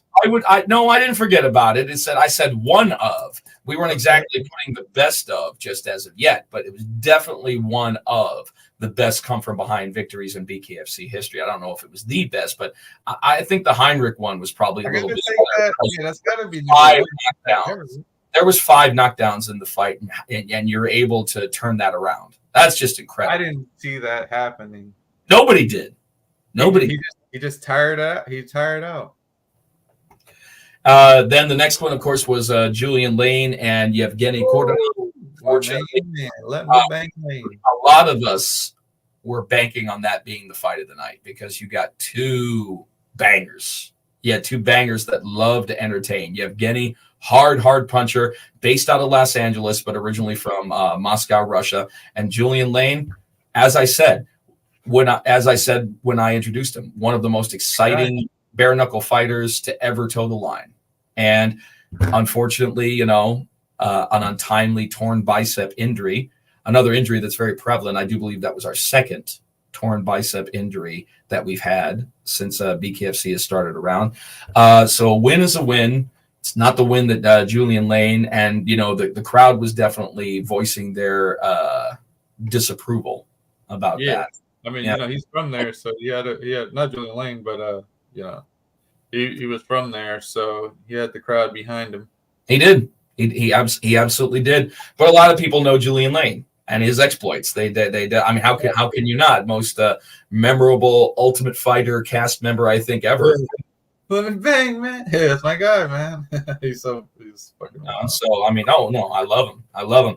And then man, the rugged beauty, 48 seconds into round number 1, taking out the taller, and she was giving up a lot of reach to Sydney Smith. 48 seconds, and she just boxed her out. She just boxed her out. She was against the ropes. She hurt her. She boxed her out. Mike Beltran stepped in, said, "No mas. And that was the right call. And she's still, oh my God, Crystal has still been on a high. I saw her on the Bare Knuckle show today, and she is still on cloud 9 from this victory because she got to, she had so many of her Fresno hometown friends and family attended this fight. She had a lot of people, her fellow Californians, attending this fight. So good stuff, man.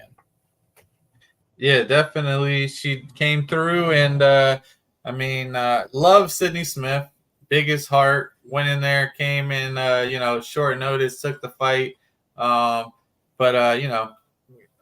Crystal did what we thought she was going to do. And how about before, Crystal Pittman could even be called in for winning, Cyrus went to Misfit and Misfit, called her out. How about that? I know. I saw that. I was like, wow. I'm like, you know what? I think maybe maybe one more fight, maybe one more fight for her. And I think that I don't think she's quite ready for that, actually, because I know that Misfit wants to go up to 135. Yeah. But at the same point, I mean, she's most dominating woman to ever toe the line in bare knuckle period. So that we will have to see. Next one, a little controversial for me because I'm not going to lie. I mean, you know, the judges, you know, they're paid to do a job. I just don't agree with the decision. We got Shane Jordan and David Diaz in our second ever unanimous draw decision. We've only had one before. This was our second.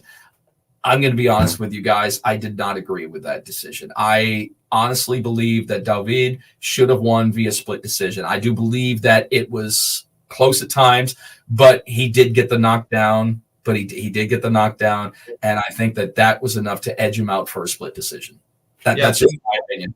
Yeah, definitely. Those first 2 rounds, he definitely got outworked.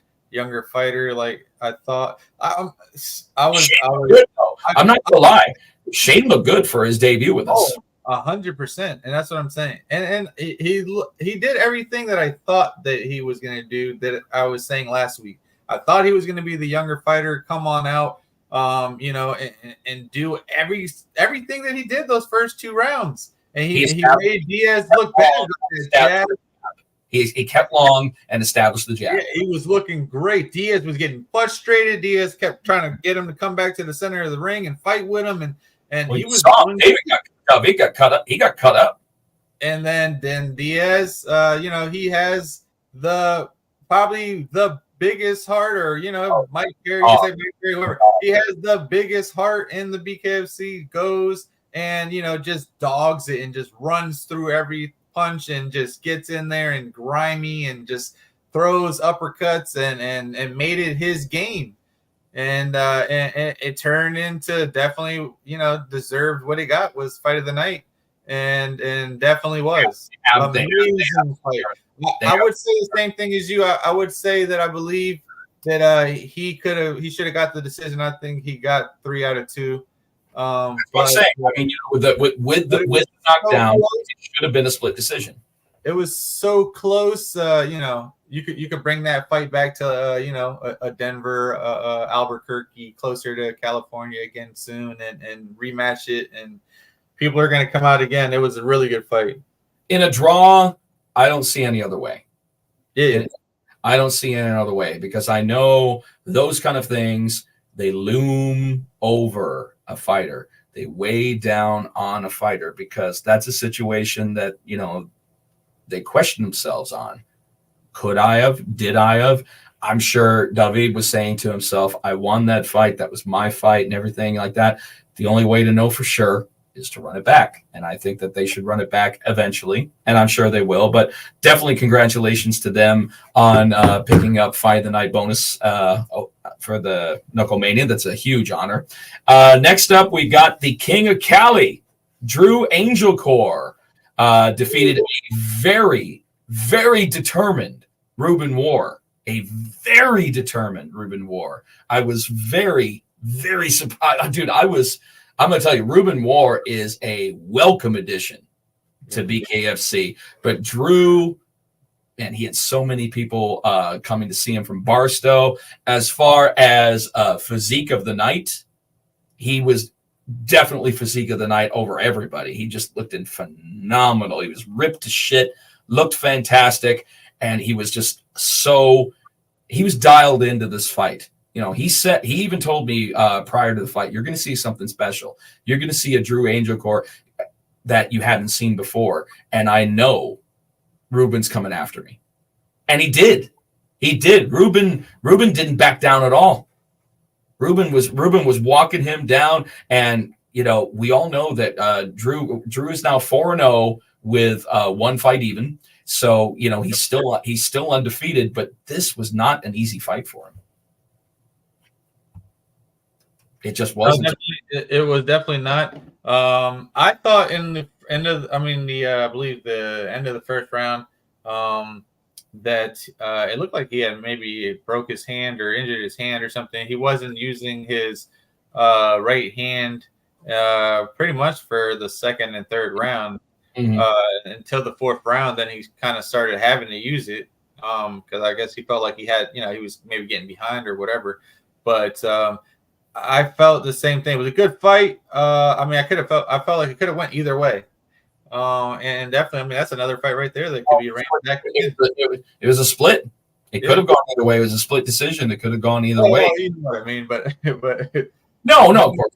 I'm saying as a fan, I don't, you know, I don't feel like either one. It was what it was, exactly what it was. But yeah, I feel like they need to run that back ASAP.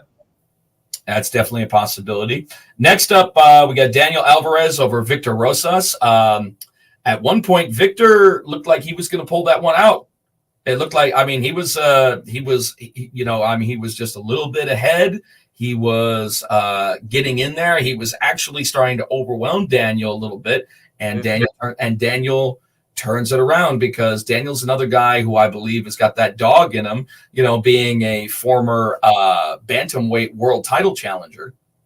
You know, I definitely believe that coming into this fight, he had to pull something out because that's what I saw at the beginning. I was like, whoa, Victor is looking to make a statement here.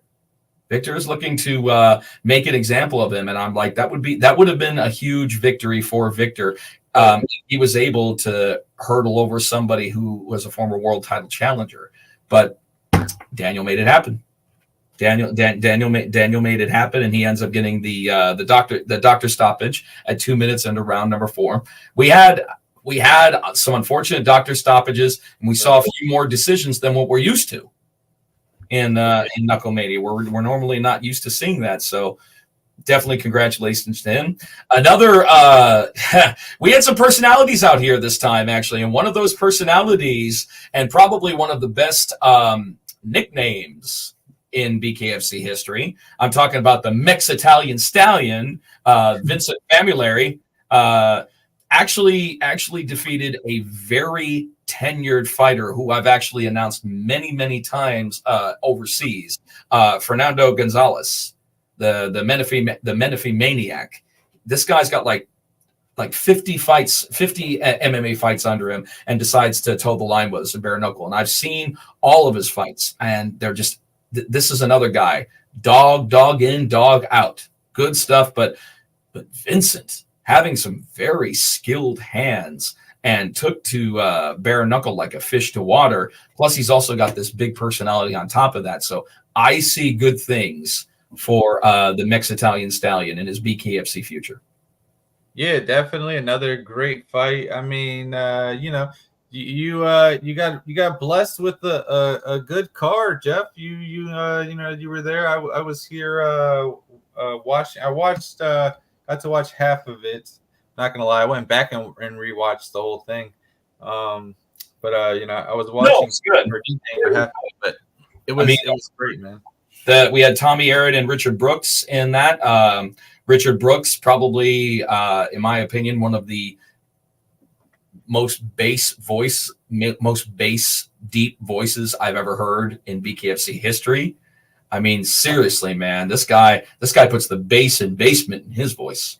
Oof, down there, way down there. But Tommy Aaron edging him out with a TKO victory in round number 2, and in our opening fight, wow, our opening fight was actually one to be remembered, and that was Keith Richardson and another come from behind victory against a very determined Cody Vital, who I connected with ahead of time.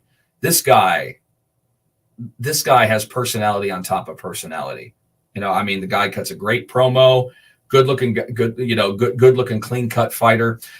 He has a cool nickname too. As we all know, Tito Ortiz is known as the Huntington Beach bad boy. Yep.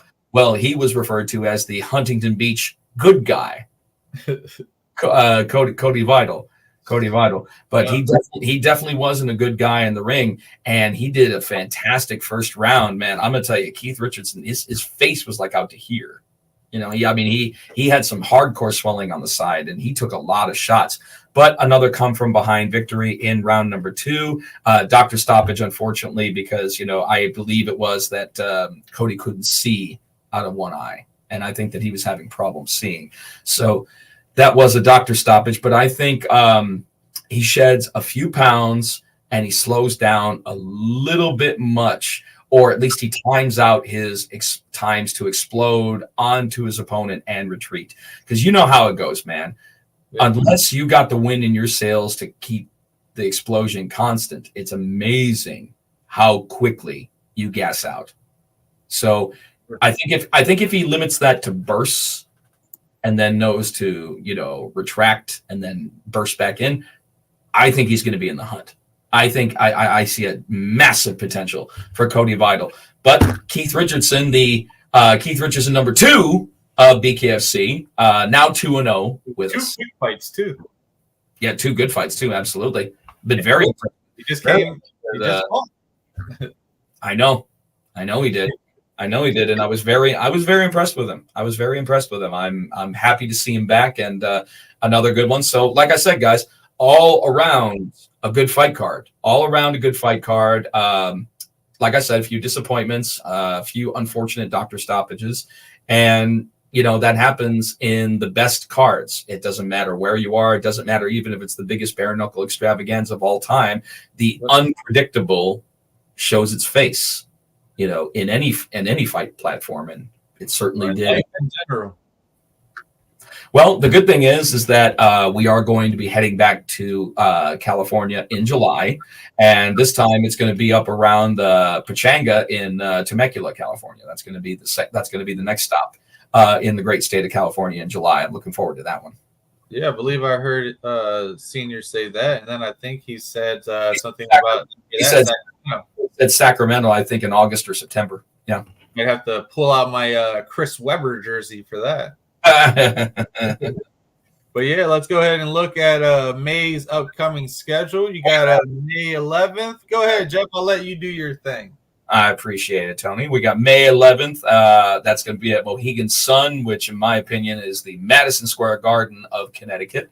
Unfortunately, a lot of people knew that, unfortunately, the Misfit and Heather Hardy will be postponed to a later date due to an injury from Hardy, and it sucks. But we've got Rivera and Strauss as a main event, and I'm going to tell you that's a fantastic event. Big fan of Jimmy Rivera. Strauss, the last time he fought for us was BKFC 38, so I'm looking forward to seeing what he has coming up.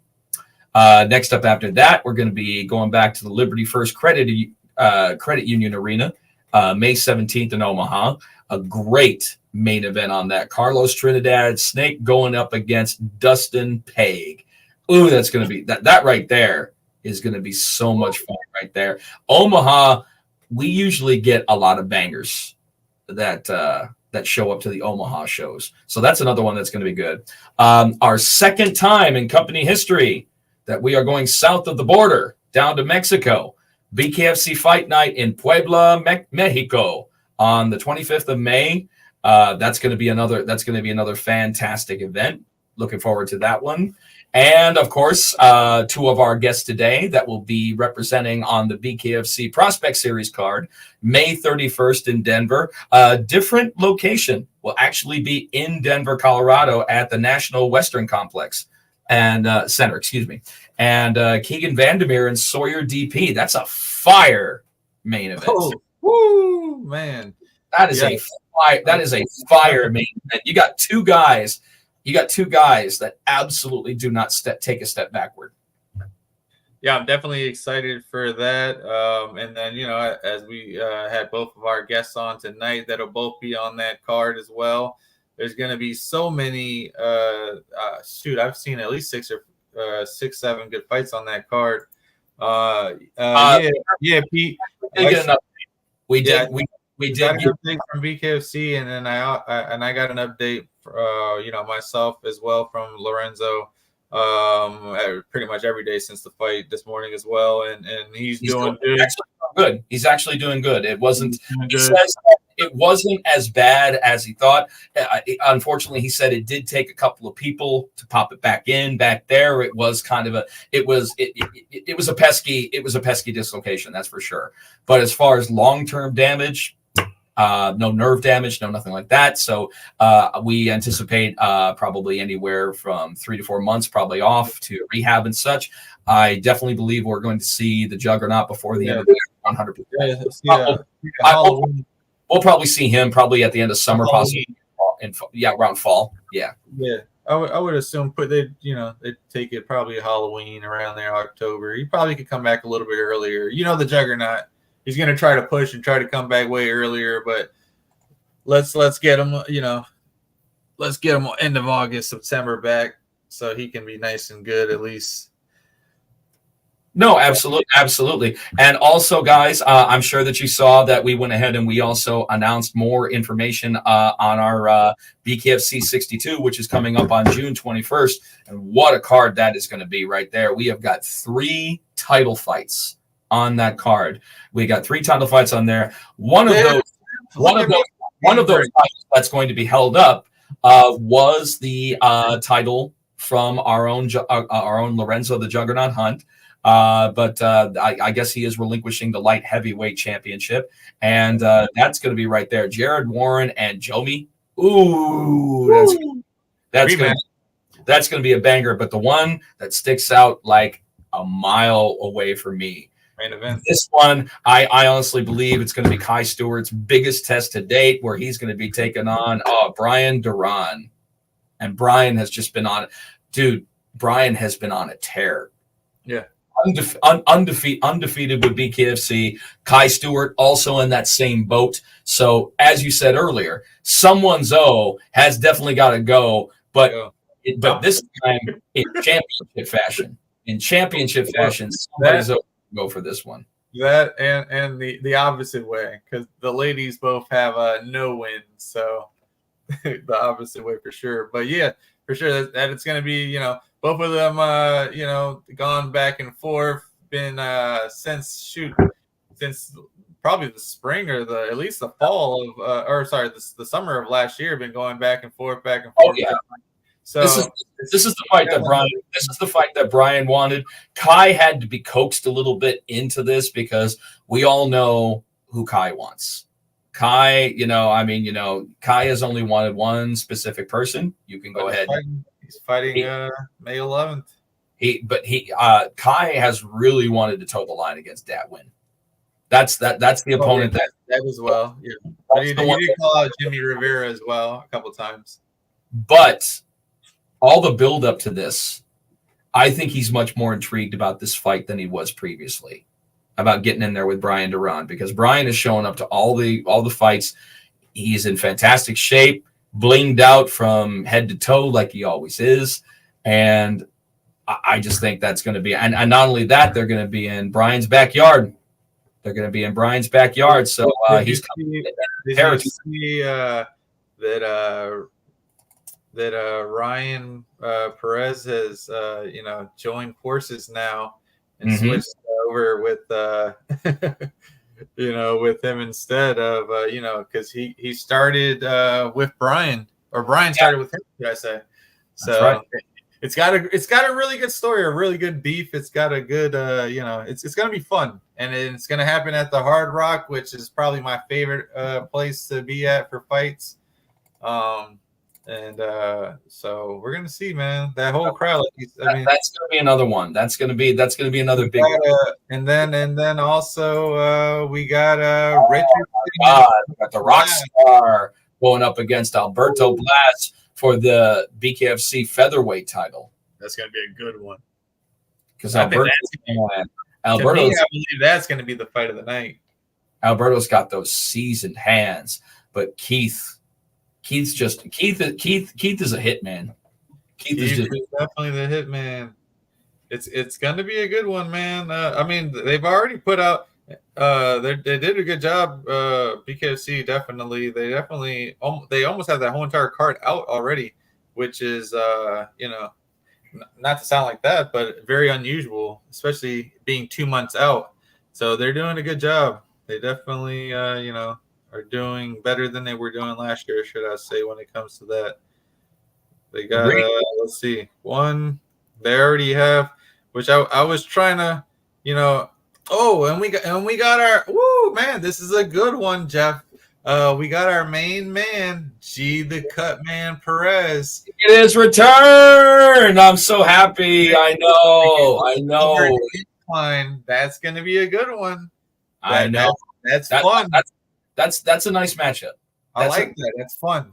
That's a nice matchup for G, and G has been chomping at the bit to get back into the squared circle. And you want, I mean, you know, I don't think he's ever going to run that back because G was in unfamiliar territory during that fight. That was near his weight class. No way. No way. 40 pounds, right? By the time the fight actually happened, it was almost 50 pounds of difference. No, I just way behind. Sorry, guys, I'm way behind. What's going on here? Let's see. I'm sorry. I was looking through flyers and stuff. Yeah, Miami's gonna be fire. You're right. Shout out to Duffrey. I can't wait to try your product, big dog. When you got it, let me know. I'm waiting. Yeah, that card is gonna be. Shout out to all our fans, right, Jeff? I mean, these people come or you know, every single week, man. Our fans I know that they stick around with us. They stick around and listen to our nonsense. Yeah, look at that. Look at that timer, Jeff. 2 hours, and we still got all these fans out with us. I don't understand how the fuck you guys can put up with us for 2 hours. I mean, I'm good, but I don't know about Tony. Shit. I'm chilling, man. Like I said, I can't lie. I was in a little downer. You know why, Jeff? I do. You know, but you know, I snapped out of it. I got a lot of good stuff going on. Hey, I'm the one that's burned out here today, but hey, I said I can't leave my man in a lurch. I'm about to so much stuff. I got so much stuff going on that it's just yeah. I hear you. Well, yeah, another one they got announced, Jeff, on that Miami card. Christine Bisons and Melanie Shaw. Ooh, that's a good one. 2-1 Melanie Shaw against 2-0 Christine Bisons. That's a good one. I'm gonna tell you, Melanie Shaw is definitely that's another one. You know, after her loss. That's another one after a loss to Britain Hart. That's another one coming back that, especially with the fight that she had. I mean, you know, that was a brutal fight. That was a brutal fight on Melanie. She lost teeth. I mean, you know, she was completely swollen up. You saw the very controversial interview that she had on Bare Knuckle News afterwards, where a lot of people were questioning, why would you put her on in an interview capacity after that, the way that she looked? Personally, I was almost in tears for her to do it because I'm like, you know something? What she just went through, she has earned the right to talk about the fight regardless of how she looks, regardless how the fuck she looks afterwards. So there were a lot of people that were kind of against her because they thought that she just looked too messed up to do the interview. I'm like, she was there. She was there. Her mindset was fine. She looked, you know, like she looked bad, but she was fine. You know, her teeth were knocked out. Right. Stop taking offense on behalf of our fighters, folks. Okay. So are their asses on the line, not you. Stop taking offense on their behalf, no matter how they look. If they agree to the interview, then obviously they have enough sound mind and judgment. These are fucking adults afterwards. And if they want to have an interview after what they just fucking did, who the fuck are you to say any different? She had her Taylor Starling moment, I would say, with the interview, and with the same platform. Shout out Bare Knuckle Susan with Bare Knuckle News. And Susan, they get those good interviews. I can't lie. You know, they both of those interviews were with her, or with her actually, with her. So yeah, shout out to her. She's doing her thing. She's always on point. She's always on point. You got to remember, she is a multiple Emmy winning journalist. You know, so I mean, you know, she's an award-winning journalist. She's one of the nicest people that associated, you know, with Bare Knuckle Fighting Championship. She always makes sure that she's there, and if she's not there, then you know she's got her associates there. She got the bad boy, Chris. You know, she's got the bad boy. Big is he the bad boy or the big boy? Nick, you don't even know yet. We don't even have loudmouth Jeff. Like, you don't even know, man. This is nothing. I thought I was the same exact way. And when I seen Jeff probably a year and a no, yeah, it had to be a year and a half ago, 2 years ago with loudmouth Cuffins. Fisticuffs. Oh, fisticuffs. I'm sorry. Fisticuffs. I said the same thing, man. I was like, wait. Nah, that's not Jeff Houston. And I was like, oh shit, I love this Jeff. I got a still trying to get him back. I'm still trying to get Jeff back. I can't turn into Antoine until Jeff becomes Jeffrey. You know. You know something. You know something, man. It's all about making it mesh, and you know, I mean, that was different for me and everything. This has a completely different feel over here, but you know, he shows up every now and then, guys. You know, I started off in indie pro wrestling, so that's where I got my filthy fucking mouth from. Because you know, if you know anything about the independent pro wrestlers, every other word out of them, every other word is a cuss word. So just the way that it is, yeah. I'm gonna one day. I'm telling you. I'll bring him out. I'll bring him out one day. But it certainly is. We're gonna dress up for you guys, and we're gonna pull it out. I've been trying to get Jeff to pull the hat and the Bret Hart glasses back. Yeah, he wants the pink and black attack. I need, but Jeff, another. Yo, I'm telling you, this card is stacked, man. And I'm not trying to say I love Nate Shook. Knucklemania, of course, is supposed to be, you know, our biggest event of the year. This Miami card is stacked, man. Then we also have Justin Ebrola coming against our main man, Slick Rick Caruso, coming back. So that's another good fight, man. You know, Rick brings it every single fight. Yeah, he does. This card is. No. I'm going to be honest with you. What really made Knucklemania was the statement that we made getting to California. That's really what made it. But I mean, haven't even brought up one big thing. Where we had on there, we had Mario Lopez, and Mario Lopez. You know, a lot of scrutiny was a lot of negativity on the chats was being shown to him. I think he did a fantastic job. You know, I mean, I think he killed it. It was kind of funny hearing him toss up to Brian Socia. Which is funny. Which is comical to me because Brian worked with him on his radio station for like 2 years. I know he said that earlier today. I'm surprised that maybe it's just one of those things. Even the best professionals can have a brain fart, and actually, I think that's what it was. I honestly think he did a great job. I think what it was.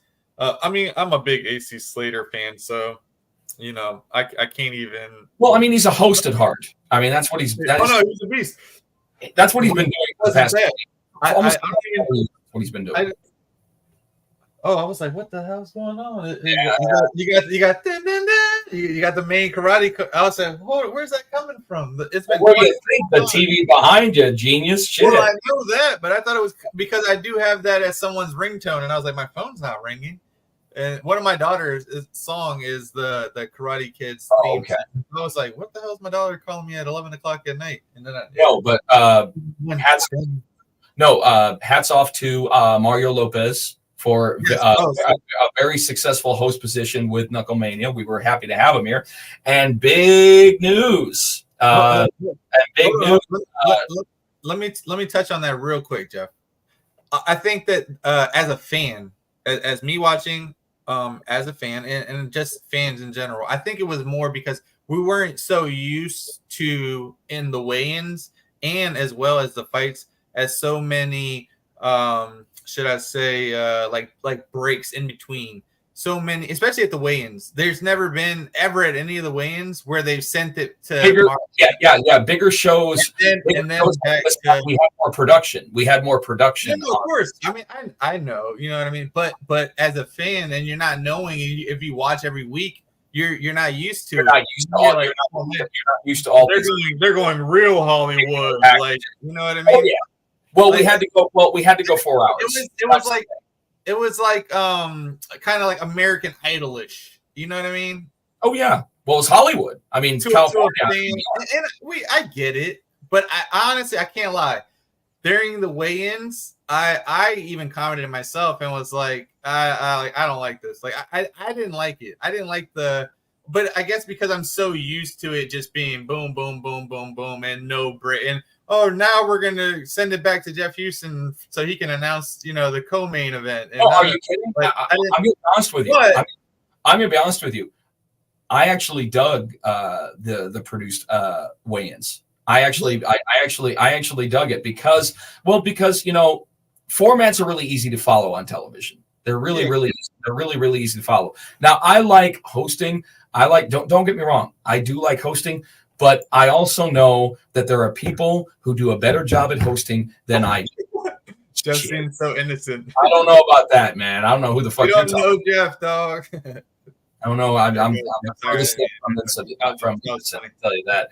But no, Mario is a fantastic one, and I give credit where credit is due. Our host and Spotman interviews Cyrus Fees. Cyrus is a fantastic host. He is very, very good. And a lot of people were a little irked at him being taken out of his very familiar position with Bkfc. But I'm like, but you also have to understand what we were trying to accomplish here in Los Angeles. I mean, it's not going to be a regular thing. I mean, could we see Mario again with BKFC? Absolutely. We could absolutely see him again in that. But is it going to be on like every single show? Well, obviously not. Of course not. Probably every 6 shows. So you're going to see everything return back to its original format as of the next show. You'll see me hosting, the uninterrupted weigh-in show. You'll see Cyrus opening the shows, taking us home and all that good stuff like he always has and everything. So the format will return to that, but it had to be a little bit different here because we had to include individuals who are synonymous with California. Mario Lopez is one of them. You want to know what it really was, Jeff? I'm not going to lie, Jeff. I'm not going to lie. Uh-oh. I didn't get my format from Jonathan Evans last week, and so I was a little bit jealous. I'm not going to lie. I was like, why isn't DJ Tony at this show? But I can't lie. My main man, Jan, did a great job like he always does. Shout out to Jan Kling, killing it. He is the sound guy for BKFC. So shout out to Jan getting everything done. Everything sound-wise that you hear is because of him. So shout out to my guy. I mean, the only drawback that I think, especially when you're hosting an event, is that I think that it might be a good idea to do just a little bit of prep to make sure that we have the pronunciations of everybody right. I mean, everybody makes those. Everybody makes those mistakes. But as a professional for myself, it's very important to me to do that. And I fuck up. I do. I still fuck up. I still fuck up every now and then. But I do go out of my way, Tony, to make sure that I do my due diligence because fighters are doing the hard work. So what excuse do I have for not pronouncing their names right?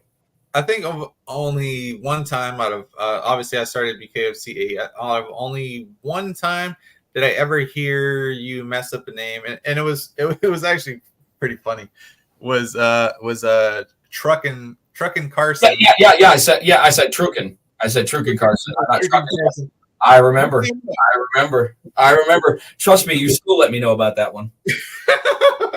My bad, dog. It was just. This is certainly not the second. I admit it myself. I've messed up fighters' walkout songs. I've gotten stuff messed up. It's just because Truckin, as soon as it happened, he came up to me. He was like, "I thought you told Jeff. You told me you told Jeff that that was the correct." I was like, I told my bad, dog. He was like, he said, "My name's not Truckin." I was like, So I, now I never said it again, and since then we keep on trucking. We keep on trucking with trucking. Every time I see him now, I'm like, "Hey, trucking." He's like, "Fuck you." That's my guy. I can't see him. I'm starting to fizzle out a little bit, guys. So I think it's a good time to go ahead and give our shout outs to our Bones to Dome sponsors. Woo!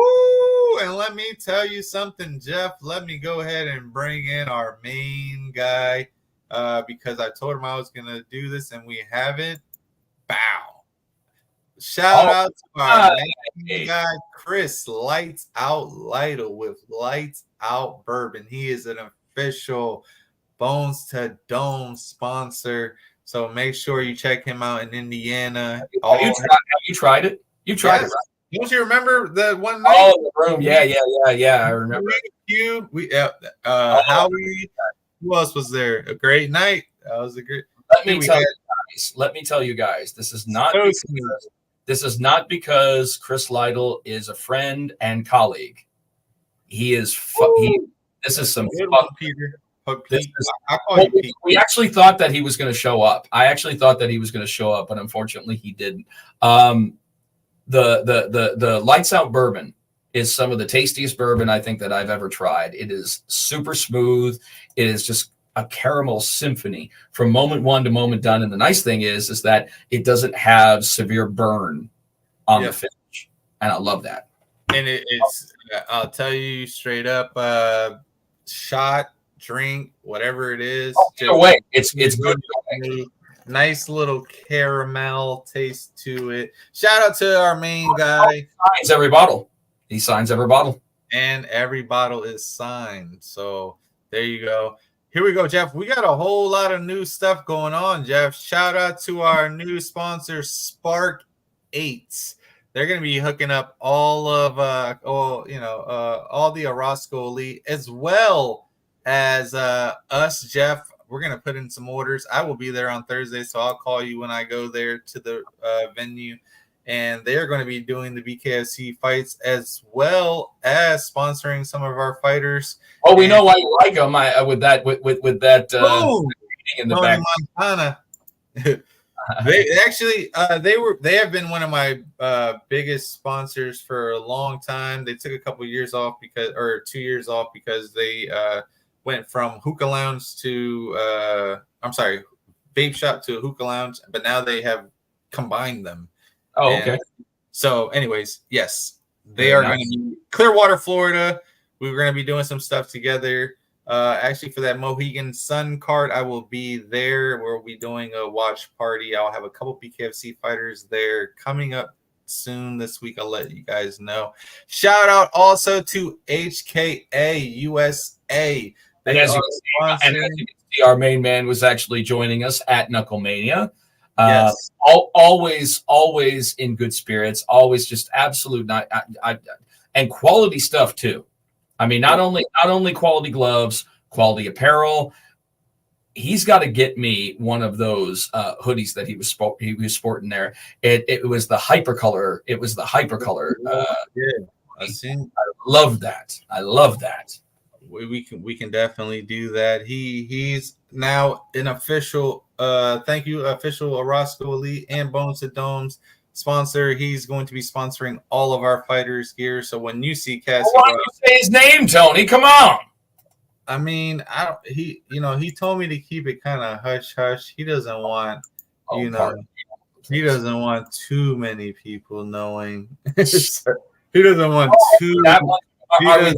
a sponsor embarrassed. No, I'm just kidding. I'm only kidding. My main man Nick. Shout out to Nick Sampson. He's going to be hooking all of our fighters up with their gear. So like I said, when you see Cassie and you see Ruben that we had on tonight fighting, you will see them in his gear. And then shout out, we have a new sponsor, Power Punch, CBD and THC, buddy. They're going to be hooking us up with some packages. Like I said, so that celebrity boxing company that I was talking about earlier, boom, they have every single thing that we need. Ooh, they have the muscle gel, they have the pills, they have the tincture. They have the gummies. They have the roll-ups. They have we got water. We have shit. yeah, we have water. We have energy drinks. We have a lot of stuff coming out.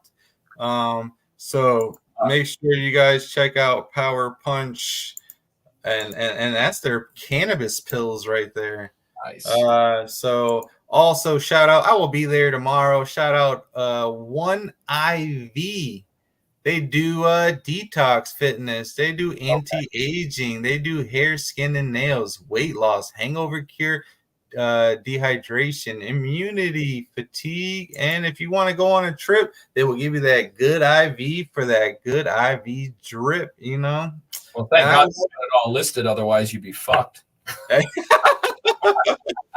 was the reason I picked that picture. I can't lie. I can tell. But I will be there tomorrow. They're gonna be hooking up DJ Tony, so shout out to them for sure. They literally they do everything. And shout out to Donnie Brooks. We had Cassie Robb on. Donnie Brooks hooked it up and gave Cassie Robb her own sneakers and her own shoes. That's cool. We got the Wolfpack shirt. Make sure all the Arroyo School goes through. I got you, but I will bring one to Denver. And then we're going to go and switch it up, and we're going to go to our main guys, Rudy.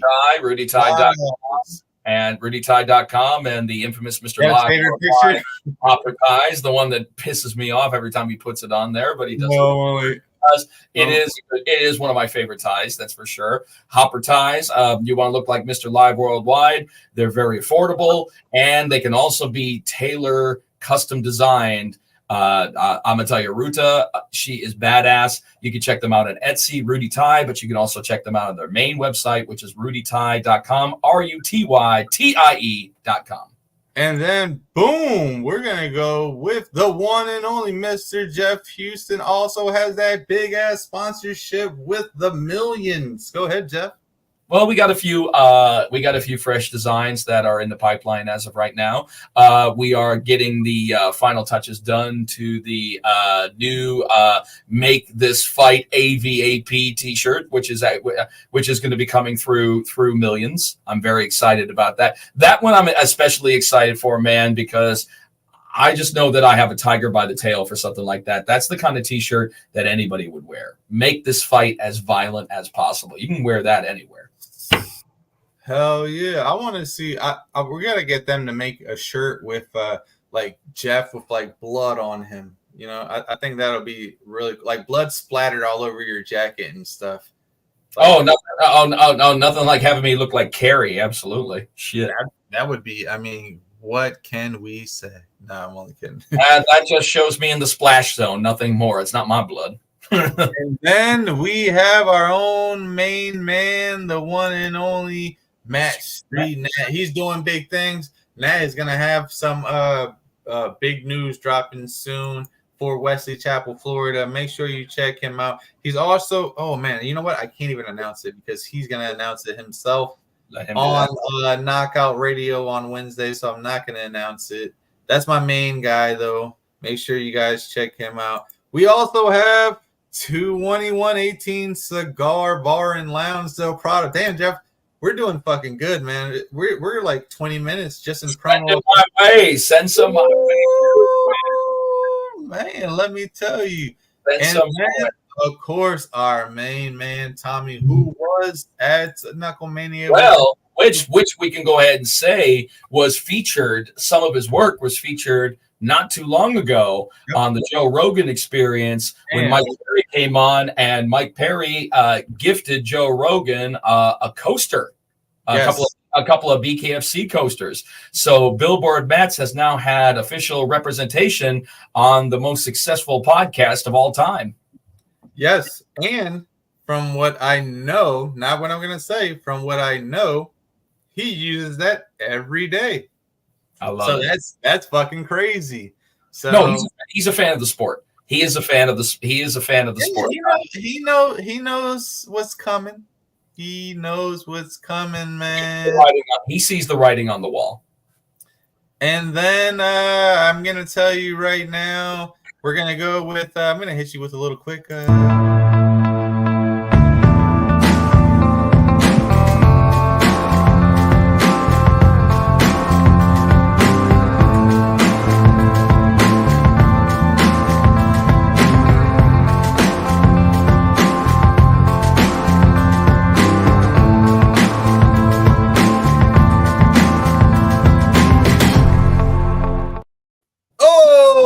Shout out to our new sponsor, Denver Chiropractor. Jeff, when we go to Denver, guess what? We got some free massages, Jeff. Are you ready? I would like that and an adjustment. I'd certainly like So I believe hopefully you'll get in you'll probably get in the day before me. I'm getting in the early the morning of the weigh-ins. Okay. So that Thursday. Yeah, Thursday. Well, we'll make sure we go together so that we can do that. Yeah, we'll make sure that we go at the same time. I already told. It's already set up. It's already good. He's sponsoring all of our Denver fight. Or all of.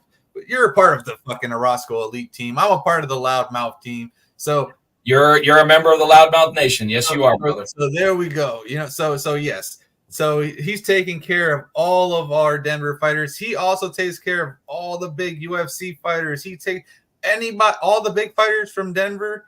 He takes care of them. So make sure you guys check out Denver Chiropractors. They are doing big things. As you've seen in that video, they take care of video was fine, but don't quit your day job when it comes to your dancing, man. That's some scary as well. That's a scary fucking vote, man. He probably was talking about the same shit. Look, man, I told you, I'm in a good mood, dog. I'm just whether you're dancing or having a seizure. It's all those lights. It's all the lights that are going on. Are you epileptic and you just don't know it? I don't even have the lights on today. Exactly. That's how bad it is. I know. I didn't even do it. Cassie Robb was already in the waiting room. I'm like redecorating, trying to move the TV and do all crazy shit. You're dancing like that chick on the Days Gone By Mitsubishi commercial. She's like, Days Gone By, still. So, like we were saying, we have, we had both our guests on. Both of them will be fighting Cassie Robb versus Christine Chris. That is going to be a great fight, I believe. I'm looking forward. I believe that will be. I'm hoping, anyways, that Cassie Robb will bring out the same fight that she brought out for the Annie Wynn fight. And Christina is definitely. I mean, she got the scrap. She got the scrap. So I'm looking forward to that. But I think that this is a good place to call it 2.5 hours. Woof. We were really bringing the noise here today with Bones to Bones. Special thanks go out to our guests, Ruben the Beast Arroyo, and of course, Joker Robb, both representatives of Orozco Elite. Looking to do big things in Denver. We're excited to see what kind of big things that they have to bring. Special thanks to our new sponsors who have jumped on board with Bones to Domes. We do not disappoint. I believe Antoine is going to be making an appearance sooner than later. But then again, I guess I'm waiting for. He's waiting for. I know. So I guess I got to bring him out around the same time. I don't know. If we have both of us at the same time, it might be too much of the perfect storm. Going into Cinco de Mayo weekend, I think we got to do it. Well, considering that I'm a Texan once again, yes, I happen to believe that. So I'm gonna say it right now. Next Tuesday, me and Jeff we're switching up. I'm going Antoine. He's going Jeffrey. We're going Loudmouth. Central all the way. So Central all the way. Ooh, be careful what you ask for, buddy. You just might get it. And on that note, we're out. Peace. Serrano. Bones to Domes, boy, the intention is not to hurt you, it's to murk you. If you go against me in the square circle, let my hands do the talking, I let you do the verbal. Eat this knuckle sandwich that a Chico about to serve you.